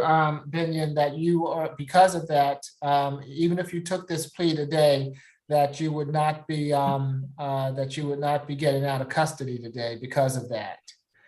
So would you like to reconsider and have an attorney speak with you about both those cases? Yes, I have no choice. That's what I was trying to tell her today, and she just basically hung up in my face. I didn't fire her or nothing. She just, I don't know. Okay. I understand, Mr. Binion. So why don't we do this? What I don't know about this criminal trespass charge. 2012. Ms. Falk, can you give me yes, Your Honor, background? I can. This incident happened on 2 days ago, May 20th of 2023. This happened at the MARTA at 5 Points. The defendant was entering an unauthorized area on the wayside near the 750 volt area. He was at the railroad tracks, throwing his bag on the railroad tracks and then returning to the platform at 9:25. So he was down there for approximately 7 minutes. But that is an unauthorized area for obvious reasons because of the fact it's 750 volts. And so they are concerned about somebody coming to some harm. So that is the basis for the criminal trespass. The state's recommendation on this case would be a $1,000 signature bond, no further contact, stay away from the MARTA at 30 Alabama Street, no alcohol, drugs, or weapons. We do understand that the defendant has an open case under 22 CR 004-588F for that failure to appear, where he is being held on a $1,000 surety bond. So the state's recommendation at this time, I understand the defendant wishes to take a plea. However, that will not release him from custody. So we are requesting that both of these cases be put on the next SAP calendar so that he can address them both and be released. Thank you. I think that's for the best, Ms. Falk. So in this case, Mr. Binion, you're going to get $1,000 signature bond through the jail, and you to stay away from 30 Alabama Street and no drugs, alcohol, or weapons. Now, because you're being held on that other charge, we're going to put these two charges together, and the next time you come to court, we'll dispose of both of them, and you'll have legal representation when you come back, okay? So you'll have the opportunity to speak with a lawyer that's not going to decline your case, okay? What date would that be, Your Honor? I believe that is going to be June 6th. I apologize, Judge. Yeah, Did you want him to go on the next SAP, or did you want him to? Yeah, okay, we put him on the next SAP. I don't want him. We can do Thursday. Okay, so we're gonna get you on the SAP calendar on this Thursday. Okay, so we'll see you back on Thursday. Okay, and you'll have the opportunity, Mr. Binion, to speak with the lawyer about both your cases. Thank you, sir. Thank you, Ms. Falk. Position 5, Bradsfield. And there was a request for a breakout room in Mr. Bradsfield's case. Is there somebody, is this our last person or do we have someone else? It's the last one. Okay, so there's been a request for the breakout. Who needs to be in the breakout? Ms. Bickerstaff and myself, Your Honor. As Okay, well as whoever's representing from the PD's office. And myself, Judge. Okay, so if you could put us into the breakout room, please. Your Honor, I have a client who's waived appearance. Okay, we'll take him up when we get back from the breakout room. Yes, Your Honor. What position is that? I'm not sure if it's the position, Your Honor. It's Mr. Youngblood. Okay, he's position 31. We'll take him up when we get back from the breakout room. Yes, Your Honor.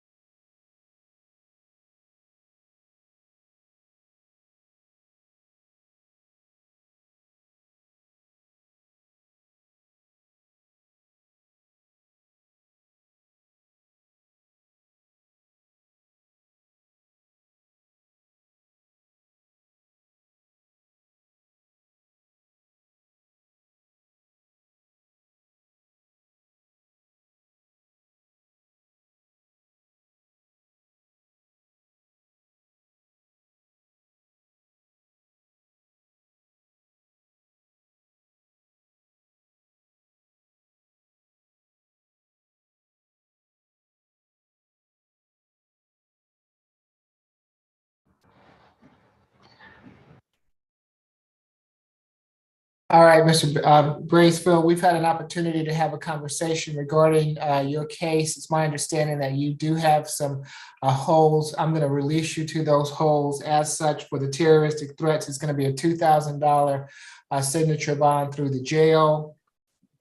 For the disorderly conduct, it's going to be a $1,000 signature bond through the jail, making for a total of a $3,000 signature bond through the jail. So you've got to stay away from the 1 South Main Street, and no drugs, alcohol, or weapons while out on bond.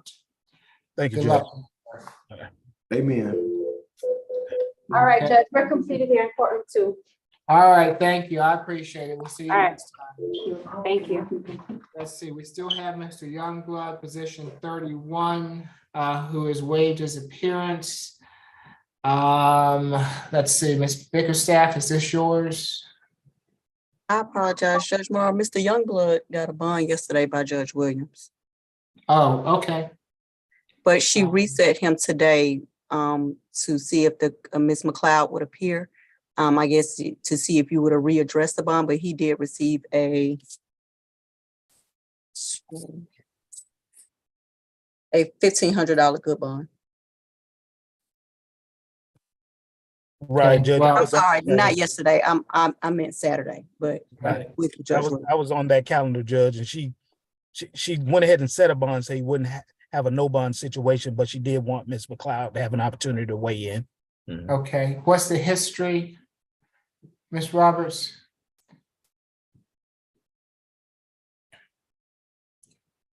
Are you still with me, Ms. Roberts? Yes, give me 1 second. This person was a reset. I have to go find my notes from Saturday. Okay, that's fine. Ms. Bickerstaff, why don't you give me the history? I mean, the facts. Yes, so this incident occurred on May 18th, 2023 at the MARTA station at 30 Alabama Street. And this is where, while on a train, the defendant stated, he asked out loud if anyone had any money, and then he looked around and he stole, or he grabbed an iPhone from Mr. Reland Sportsville, and then he ran off the train. He later sold that iPhone for $1 to another defendant that was on Saturday's calendar for $1, Your Honor. When officers arrived, they were able to get the phone, and the defendant did admit to taking the phone. He stated that, yeah, I took the phone. I needed some money. I am homeless, Your Honor. Furthermore, that the defendant has an active suspension from MARTA. Is due to expire on July 8th, 2023. And do you have this history, Ms. Roberts? Yes. He has 26 cycles. His last arrest was September of 2022 for theft by shoplifting and willful obstruction of a law enforcement officer, simple assault, and giving false name. He has an open case out of Fulton County for 2 counts of terroristic threats, fare evasion, and criminal trespass. 22 CP 210270. He's on 2 probations out of Fulton County, entering auto 21 SC 179797. Disposition was March of 2022. 2 years, 7 months probation. And then the second after probation is theft by shoplifting and willful obstruction. 22 CR 006 514Y. That's from October of 2022, 12 months probation.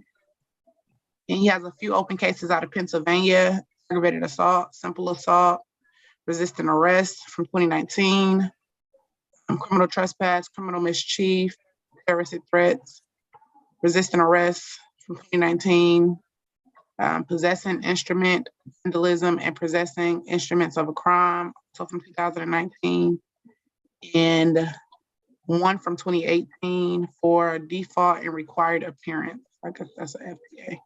Okay, thank you, Ms. Roberts. Ms. McLeod? Yes, Your Honor, my client is 32 years old. He doesn't have anywhere to live. He tells me he's currently in rehab, Your Honor, and he's living in a halfway house situation. But he doesn't have any independent means to live by himself. and has not been employed for a very long time, he's not in a position to pay bond. Just as was stated, a bond was set on Saturday and he's still in jail. And he tells me he just doesn't have the money at all, any kind of resources to pay bond. Given the nature of the crime, Your Honor, I would ask the court to consider giving my client a signature bond so he can get out of jail. And nothing further, Your Honor.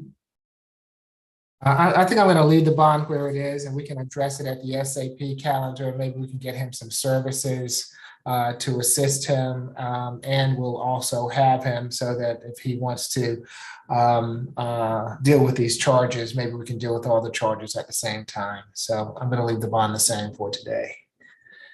Okay, and we'll readdress him at SAP. All right, I think that concludes the calendar. As soon as Ms. Strong is ready, we'll go over it.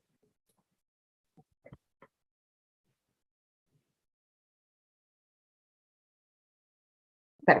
Position number 1 was a $3,000 signature bond through pretrial. Position number 2 was a $2,000 good bond reset for SAP June 6th. Position number 3 was a $1,000 good bond reset for SAP June 6th. Position number 4 was a $1,000 signature bond through the jail. Position number 5, $3,000 signature bond through the jail. Position number 6 was a $1,000 good bond reset for SAP June the 6th. Position number 7 was a $500 signature bond through the jail. Position number 8 was a plea. Position number 9 was a $3,000 signature bond through pretrial per judge. Position number 10 was a $2,000 good bond reset for SAP June 6th. Position number 11, $1,000 good bond reset for June 6th. Position number 12, a $3,000 signature bond through pretrial per judge. Position number 13, a $5,000 signature bond through pretrial per judge. Number 14, made bond on this particular charge. Position number 15 was a $3,000 signature bond through pretrial per judge. Position number 16 was a $3,000 signature bond through the jail. Position number 17, $4,000 signature bond through pretrial per judge. Position number 18 was a $3,000 signature bond through pretrial per judge. Position number 19 was a $2,000 good bond reset for June 6th SAP. Position number 20, $3,000 signature bond through pretrial per judge. Position number 21 was a $3,000 signature bond through the jail. Position number 22 was a $750 signature bond through the jail.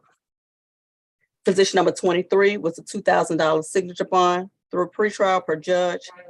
Position 24, $6,000 good bond reset for June 6th SAP.